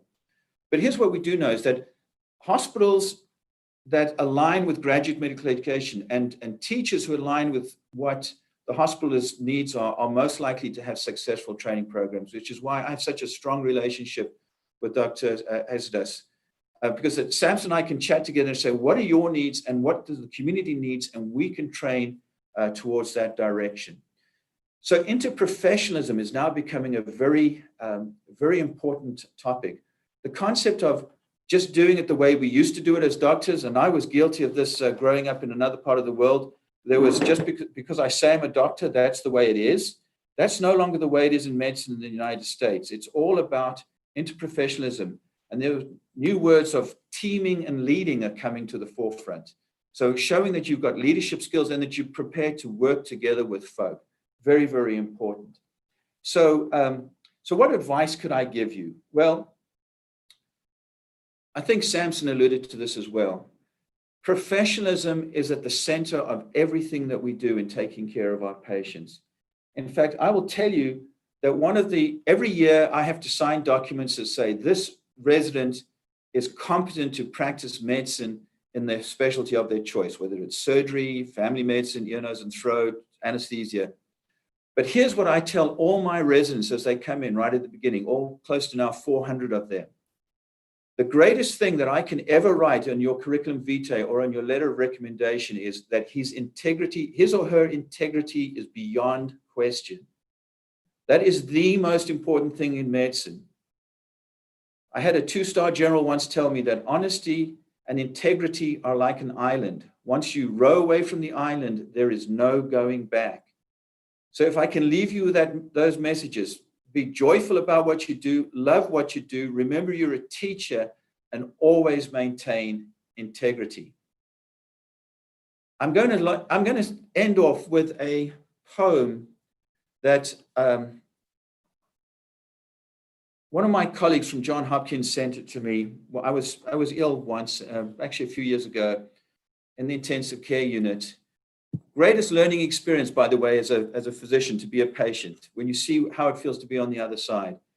My friend sent me a copy of Sir William Osler's address to the class, the Yale class of 1933. Correction, of 1913, it was that long ago. The book he sent me was published in 1933. And in the front of this book is a poem.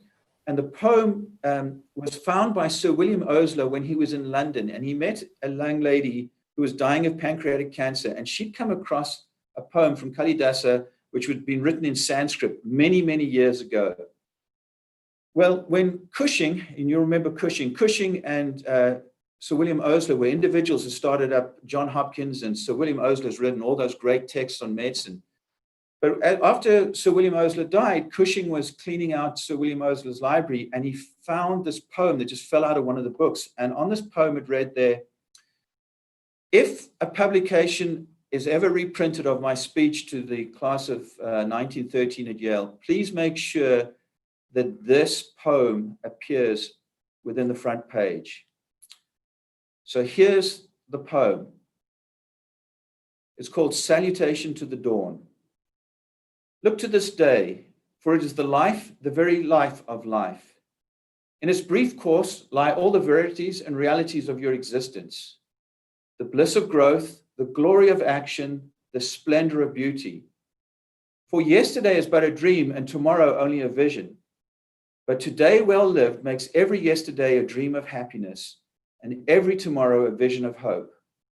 Look well, therefore, to this day.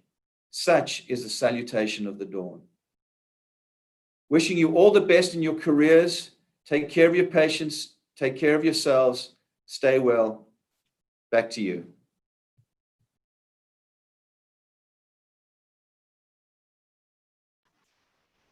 Thank you, Dr. Jonathan. It was such a wonderful talk. Actually, I really appreciated every bit of it. Today, in fact, we had a leadership, challenge, debate in the morning. Basically, a panel discussion on leadership. Same thing, I think Brigadier Tathagat Chatterjee mentioned that loyalty is either you have loyalty or you don't have loyalty. You can't have, partial loyalty. So it's something like that. Either integrity is there or there is no integrity. So I think something similar, There's a question for you, Dr. Jonathan.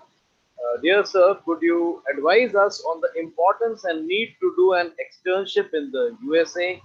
And how does an Indian IMG, International Medical Graduate, get the opportunity to do an externship from a hospital in the US?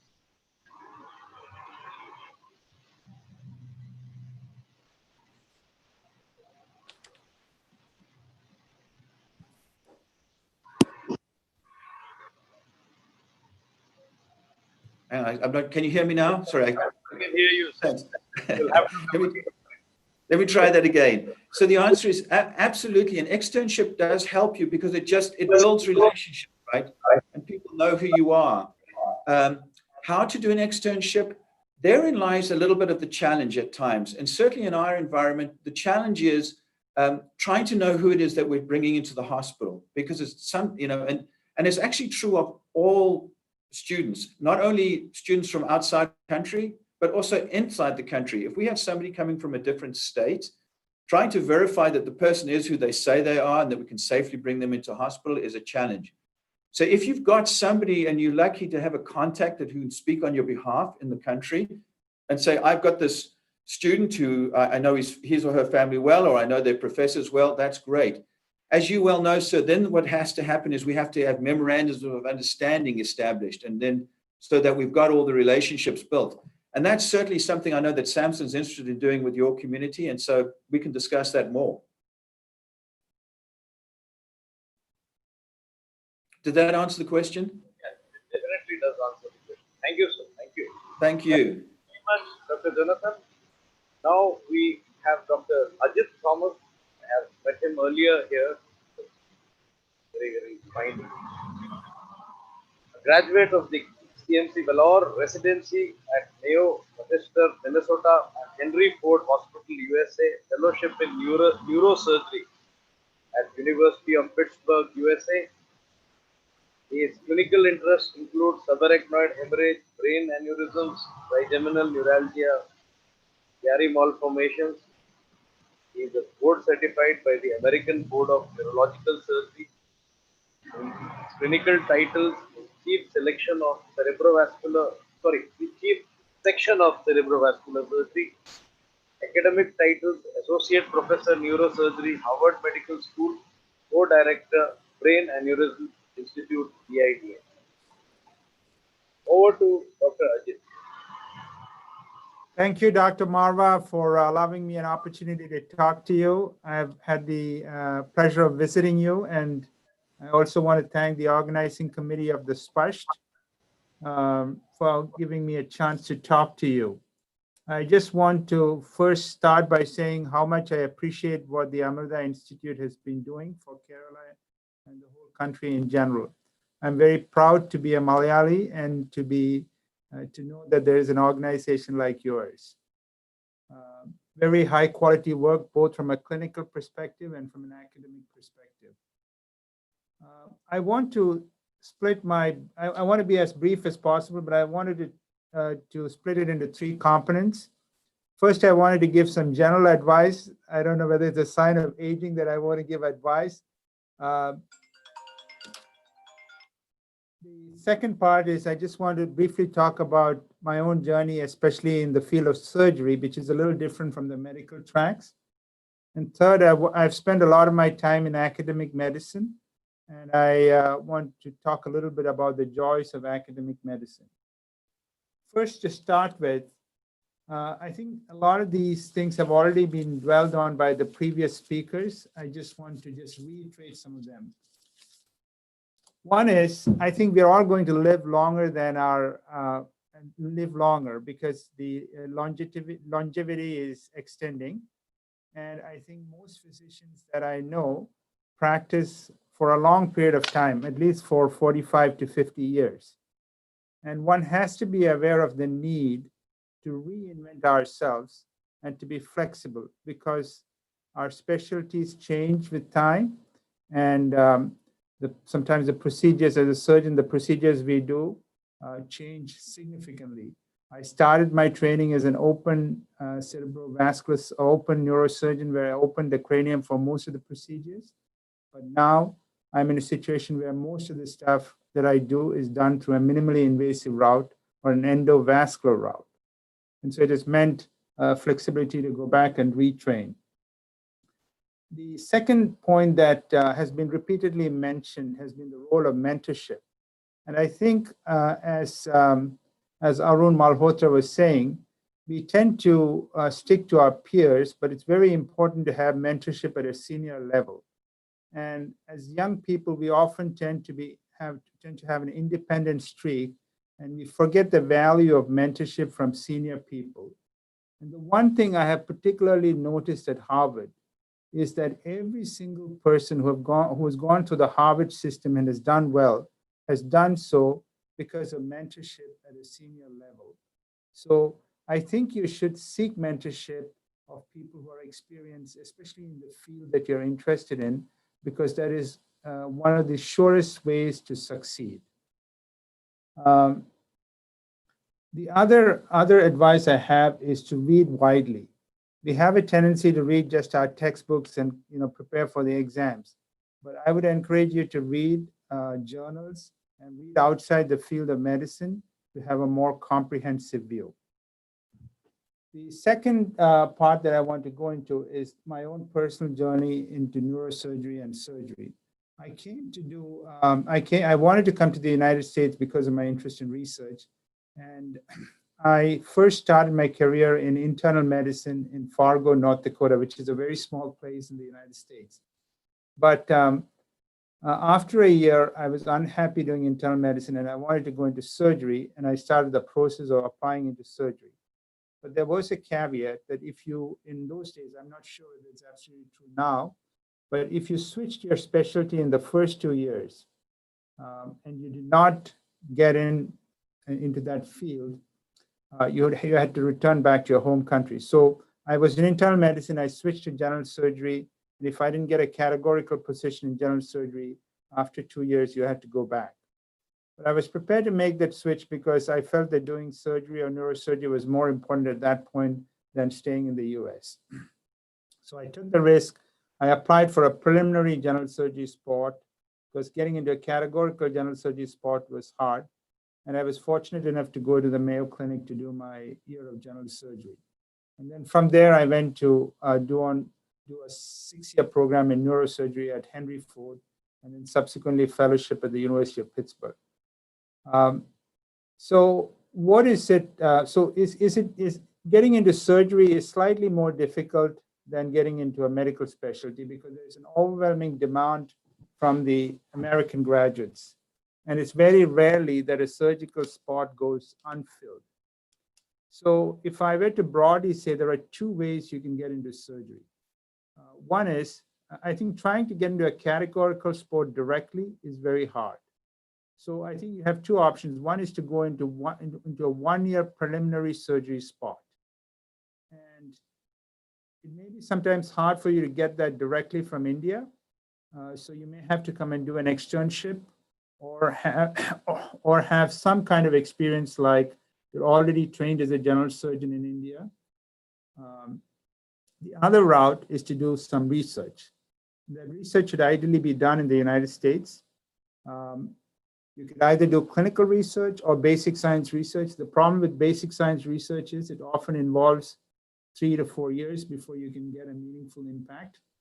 So what I've seen is people coming and spending time in the labs of surgeons and spend 2 or 3 years, and they usually get into that program, or a program which is predominantly academic.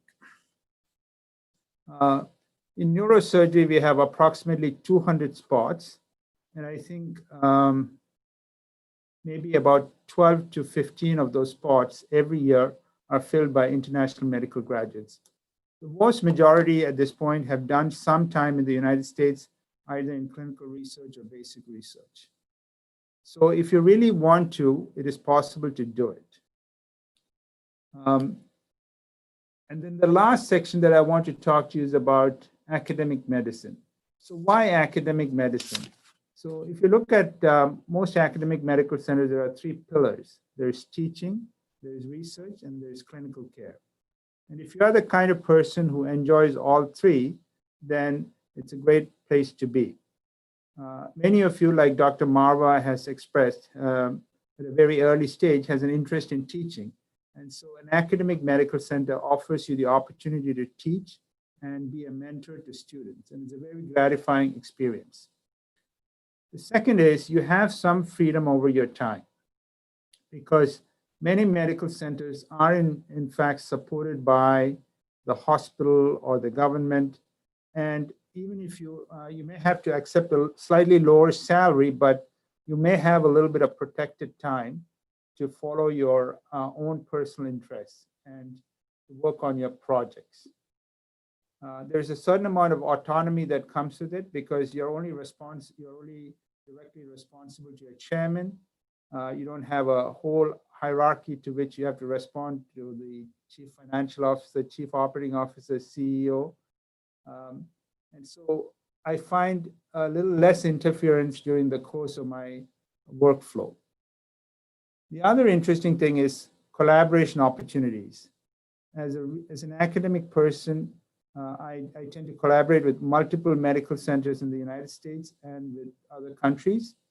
And it's very gratifying to exchange these ideas, to work together, and oftentimes traveling to these other centers and meeting people.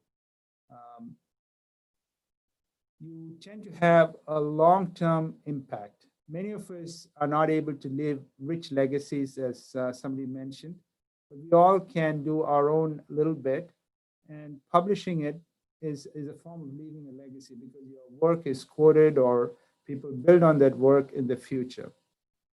But most importantly, I think some of us are curious. We are curious about nature and how the human body works. And I think that curiosity is innate in some people, and an academic career gives you the opportunity to pursue that. Now, if I were to tell you what are the 2 overarching themes for the future, like Dr. Malhotra said, I think it is going to be artificial intelligence, and the other is the field of molecular biology.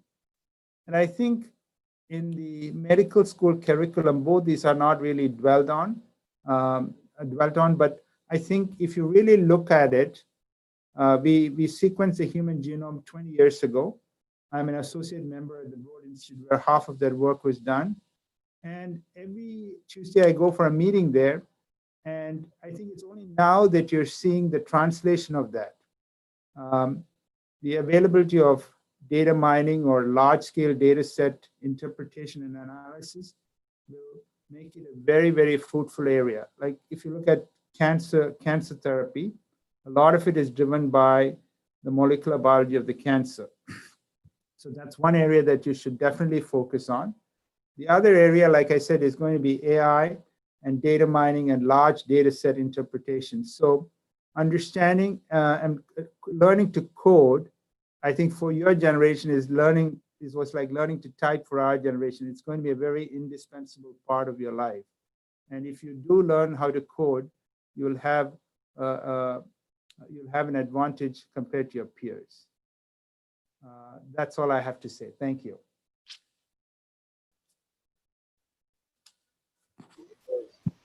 Excellent listening to you. And I'm sure there will be a lot of questions. There's one question I am, come, for Dr. Ajit. Yes, sir. With the advent of artificial intelligence and machine learning, how is medicine set to change for us? I'll just tell you a classic example.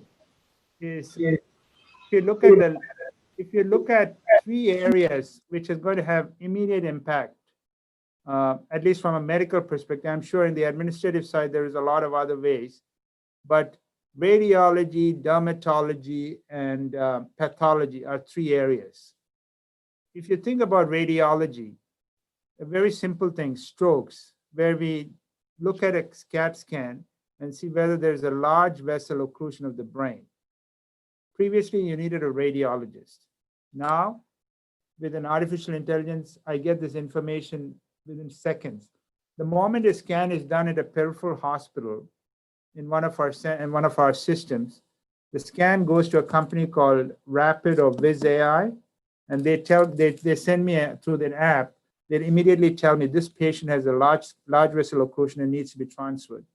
That has very important implications because if you're a radiologist, it also means that a computer is going to be able to do your job in the future.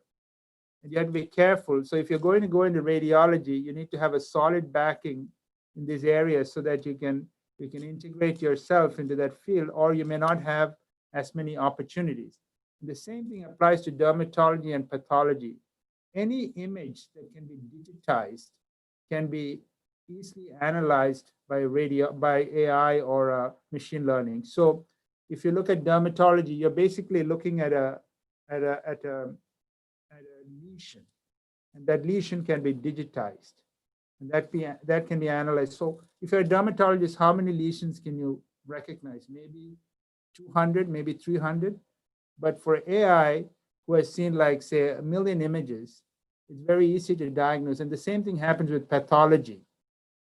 If you think about a slide, an AI program or a machine learning program can analyze millions of slides and quickly come to what grade, what kind of tumor it is.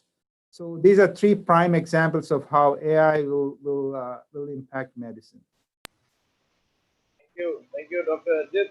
So today, as we come to for the last speaker of the day, Dr. Sudhish Sundaran Pillai is the alumnus of Amrita School of Medicine of the 2008 batch. He has done his sports medicine training from the National Institute of Sports, Patiala. Consultant sports medicine specialist for Kerala Blasters Football Club and Kinder Hospital. Former doping control officer for BCCI and ITTN. Former team doctor for Mumbai City Football Club, ISL. Former team doctor for Tabang Delhi Kabaddi Club. And former assistant team doctor for senior men Indian boxing team. I'll request Dr. Sudhish to deliberate on the subject, and it's a subject where a lot of, many times when it has happened with me also in the past, like people have asked me, even when I was in armed forces, some younger officers used to ask me, the senior advisor, as in rheumatology, medicine, and so some captain will come and ask me, how can I, you realize your knowledge is very limited. Luckily, two of Sudhish seniors, Colonel Vaike Yadav and one more, they had done from NIS. So, I used to refer them to. So, it's a very, important subject, and I'm sure this, a lot of students will be very keen to know. Over to you. Thank you, sir. Thank you for inviting me for this panel discussion. And I would like to thank the entire organizing committee of SPUSH 2020 for organizing such an amazing undergraduate medical summit. Coming to my point of discussion, that is sports medicine. So basically, when you Google what exactly sports medicine is, so most of the time you'll get different loads of answers. So most of the time you'll get it's a field of healthcare that focuses on preventing and treating injuries related to sports and exercise.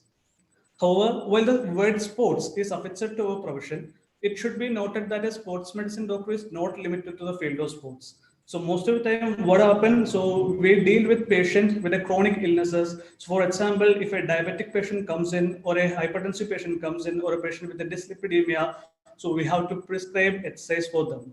So with the culture of sports and working out steadily growing all over India, the practice of sports medicine is increasingly becoming a promising career option, especially for those interested in the sphere of fitness and medicine.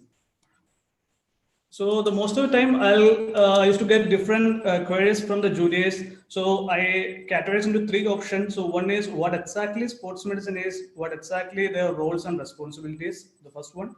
The second one is how they can become a specialist sports and exercise medicine in India. And third one is the job opportunity, what they'll get after passing it. So coming to what exactly the roles of sports, what exactly the sports medicine and the roles and responsibilities. So basically, we deal with all the physical activity and exercise prescription in the health and diseases.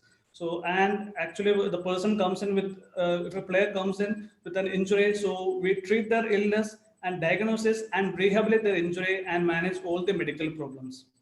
So it's not like treating the injury. So the prevention is better than cure. So we always try to prevent the injuries by properly training them. So giving proper nutrition, proper sports psychology, and other evidence-based scientific methods and techniques we utilize to improve their performance and prevent the injuries.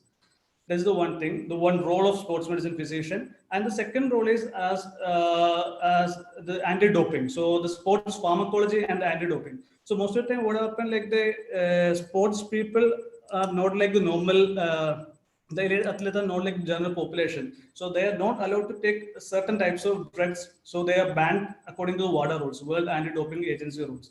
So we categorize their drugs, we assess their drugs, what they have to take and what they are not supposed to take, and we educate them what they are supposed to take. So like we have a lot of incidents about doping and banning drugs and everything. Like, so even players used to take cough syrups. So some cough syrup contain banned drugs. So we advise them not to take even a cough syrup without consulting a sports medicine physician or a proper listing out from the WADA. So this is the second role of a sports medicine physician. So coming to the part of how to become a specialist sports and exercise medicine in India. So the first of all, the eligibility criteria is they have to be an Mbbs from Indian or foreign university recognized by MCA with 1 year compulsory rotator internship. So, and the candidate should have a permanent registration with MCA or the state medical council.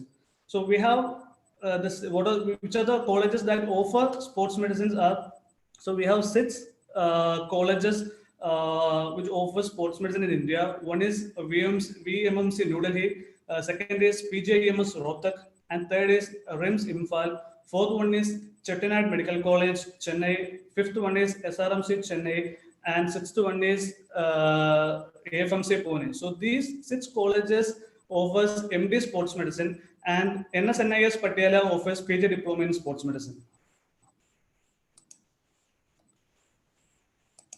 So coming to the, so these are the colleges that offer the sports medicine degrees in India. So coming to the job opportunity, what we get after passing out, one is we can easily scout out job opportunity with the government organization like Sports Authority of India, or we can seek employment with armed forces who have the sports person participating in national and international competition.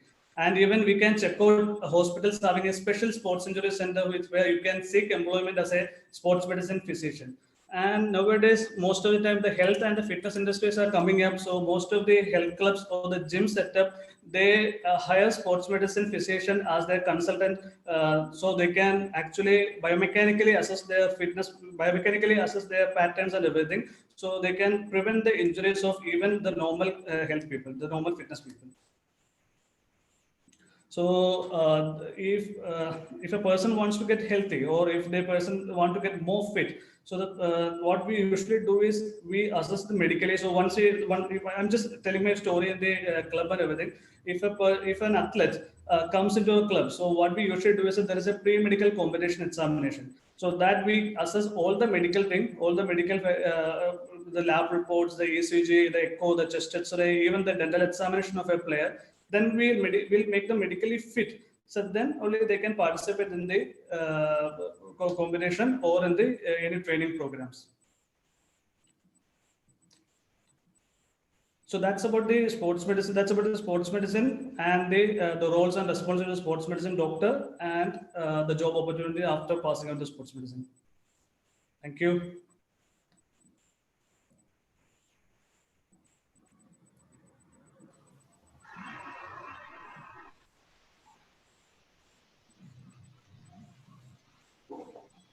That was wonderful, Dr. Sudesh. And Dr. Sudesh, one of his classmates is my faculty member, Dr. Remya, and always praises him for he was outstanding academics and one of the most, this is probably the best student in the faculty. So I'm glad he done so well for himself. Thank you. In fact, one of the photographs that I had seen earlier, he was with Delhi Dabak. Okay. Then I learned that he shifted to Kerala Blaster. It was very good. Okay, thank you, sir. So it's been a good, we're getting a lot of feedbacks and a lot of Instagram. I think everybody's liked it. That's what I learned from my students. Basically, when we started, these were the two. There was one leadership. We had a leadership panel discussion in the morning. This one today evening. So these were the two. They were all telling it coming on Sunday, and everybody, this will be the major events actually. But in addition to what was already going on. So I was also thinking, there's a lot of planning going on in the last 1 month. So we are, as usual, praying to Amma that get us solution. And actually, whatever happens here, as I've seen, you have to just remember our Guru Mata Amritanandamai, and the solutions will emerge. And we saw how beautifully we got the speakers for both these sessions.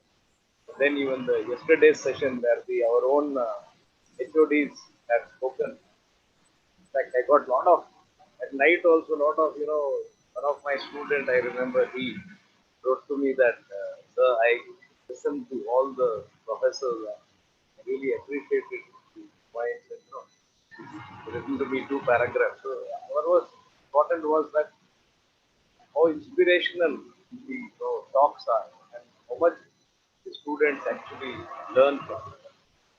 So, as we go for closure, I think I'll request all of you to give your closing remarks. We'll start in the same order. Dr. Peter Patel, who's been a very, I would say, he's not only a very good expert in his field. Apart from that, at the personal level, also I have seen he's one of the most outstanding persons, and we had spent some time with him, and he's a very somebody I can say can look forward to. And in fact, when I rang him, instantly he said he agreed. So it was something one can never forget. Over to you, sir. Thank you. Thank you very much, Vishal, for such generous and excellent comments, which I don't deserve, but it's was a great pleasure to address this particular function, which I'd done in person just over a year ago at your college. I have 3 areas which I would like both all the panelists and the students to think about as a part of medical and healthcare professionals, and maybe give some advice to students as well. One is, as a medical healthcare professionals, can we think about health equity, health inequalities, and population health rather than individual medics? Okay. My second question here is for everybody around the world, which is universal healthcare versus healthcare for profit. Because we have countries like India, United States, and several other countries where people consider that the health industry is there for profit and not to improve the population health. And my final bit for students and mentors and the leaders of this panel is to say, medical sciences are advancing rapidly, and therefore consider not just a career, but innovations in healthcare, which will bring health security to the population and to the world. And that's the end of my comments.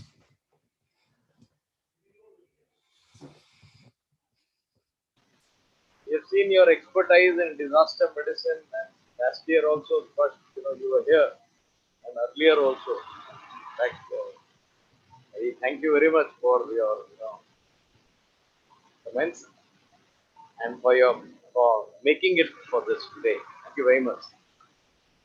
Now we move on to Dr. Arun Malhotra. He really spoke so well, and I always feel very happy to see he spent so much time, like Samson, Jane, like Arun is also always, and I'll tell you, when we used to go for clinics, I always tell my students also that we used to go for 20 minutes to, there used to be an intelligence canteen where you could get good gulab jamuns and, tea. So every clinic, whatever our timing of the clinics was such that whatever, we have to definitely take out 15-20 minutes so that we can have a tea and gulab jamuns there.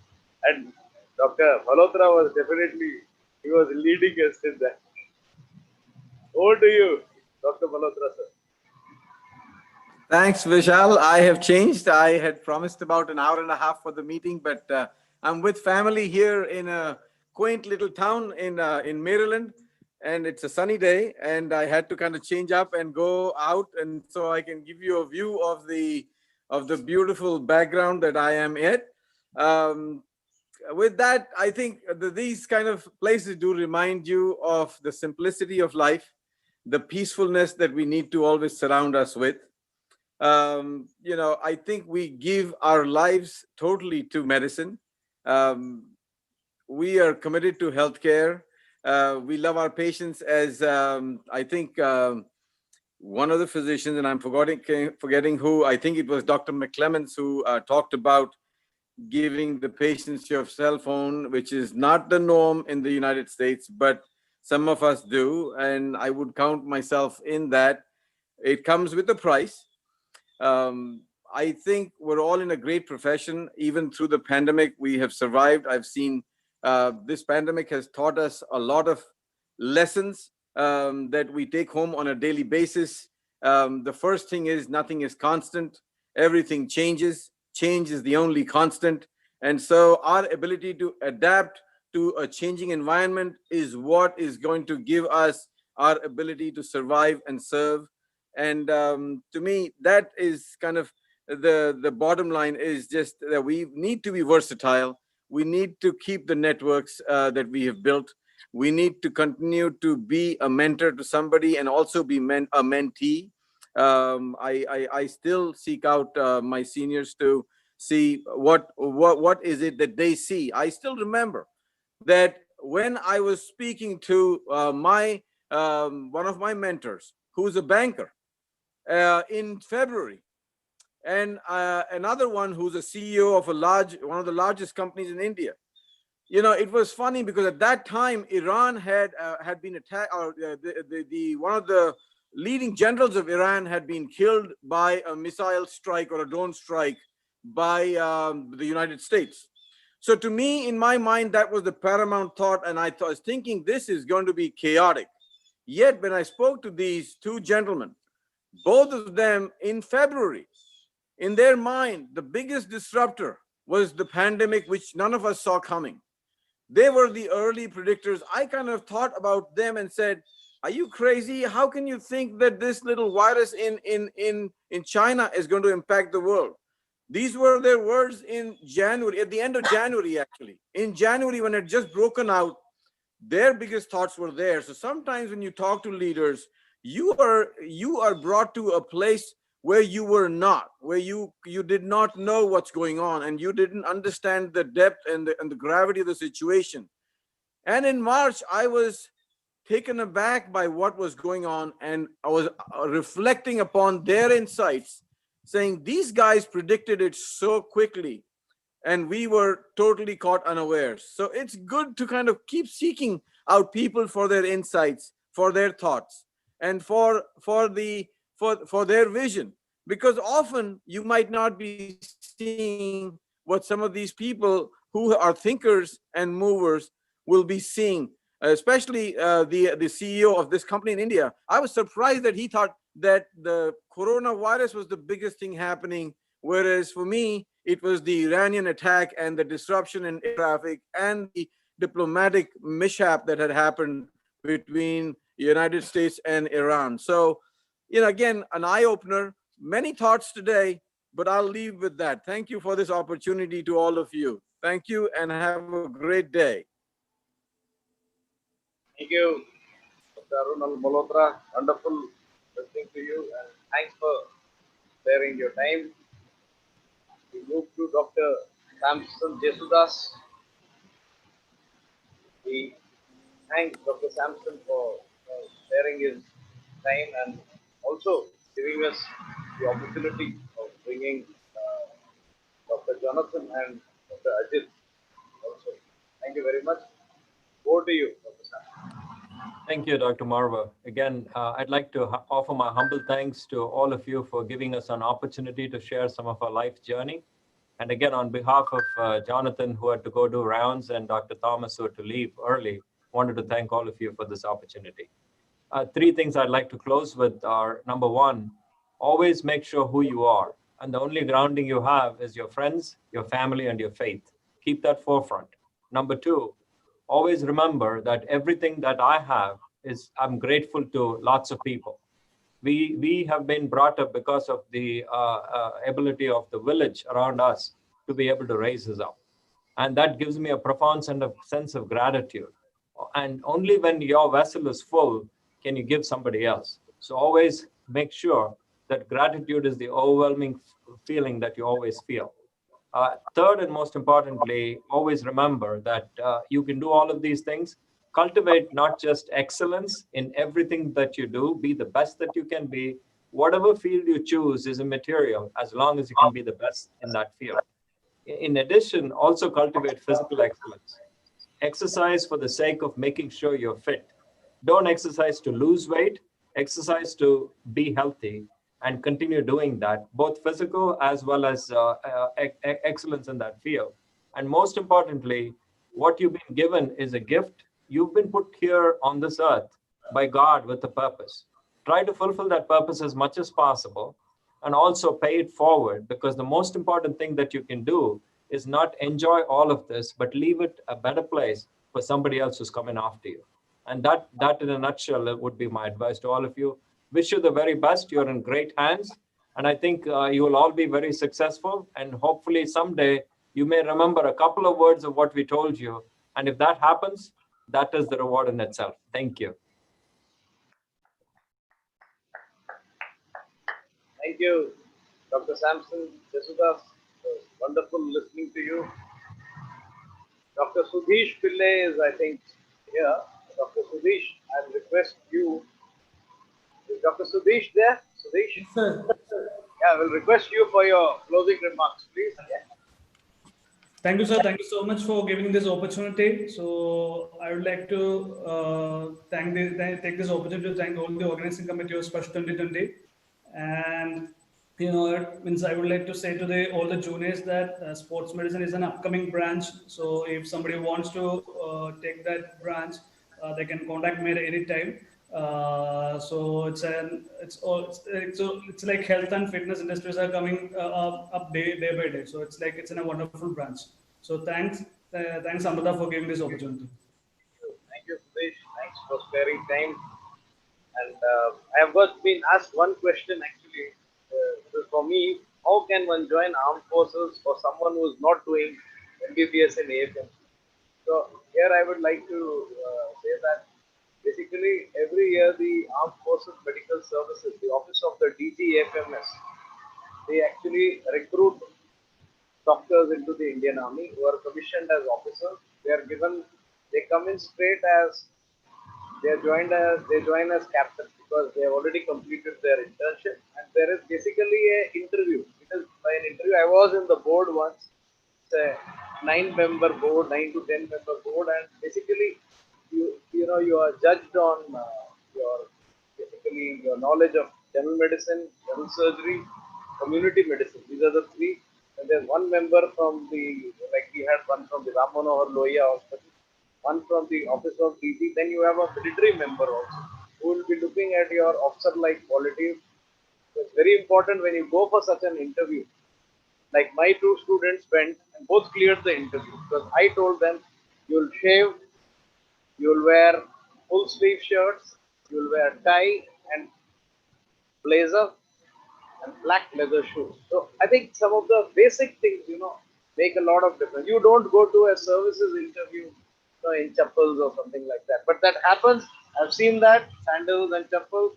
You lose a lot of marks because the people are looking in totality when you go. So I'm not saying that it is anything, but then you have to see you're going to an armed forces interview. That's something which you should keep in mind, and that is one. You can also join after your post graduation also MDMS. Then you will be given seniority for that. You will be promoted also faster. Even after DMMCH you can join. You will get seniority. So you have a lot of opportunities, and there is a short service commission also. And there is permanent commission. So some nowadays is mostly short service commission. Then it can become permanent. So please look at the office of DGFMS site, and that will give you a. You are welcome to even send me a mail. I will be happy to guide you. It will be a pleasure, absolutely, for anyone we will share. So now, as we end, I now request all our team to who have been working for this. There are many who are not here, like Arindam Mishra and Karan Dhillon, then Kishan, Jayan, Anuja Jayan, Sri Hari. There are so many of them who are not here, but there are a few of them here. So I'll just request them. Dr. George is also here. Then Ajit, Rajiv, everybody, Joseph, everybody. I just request you. That just before we close,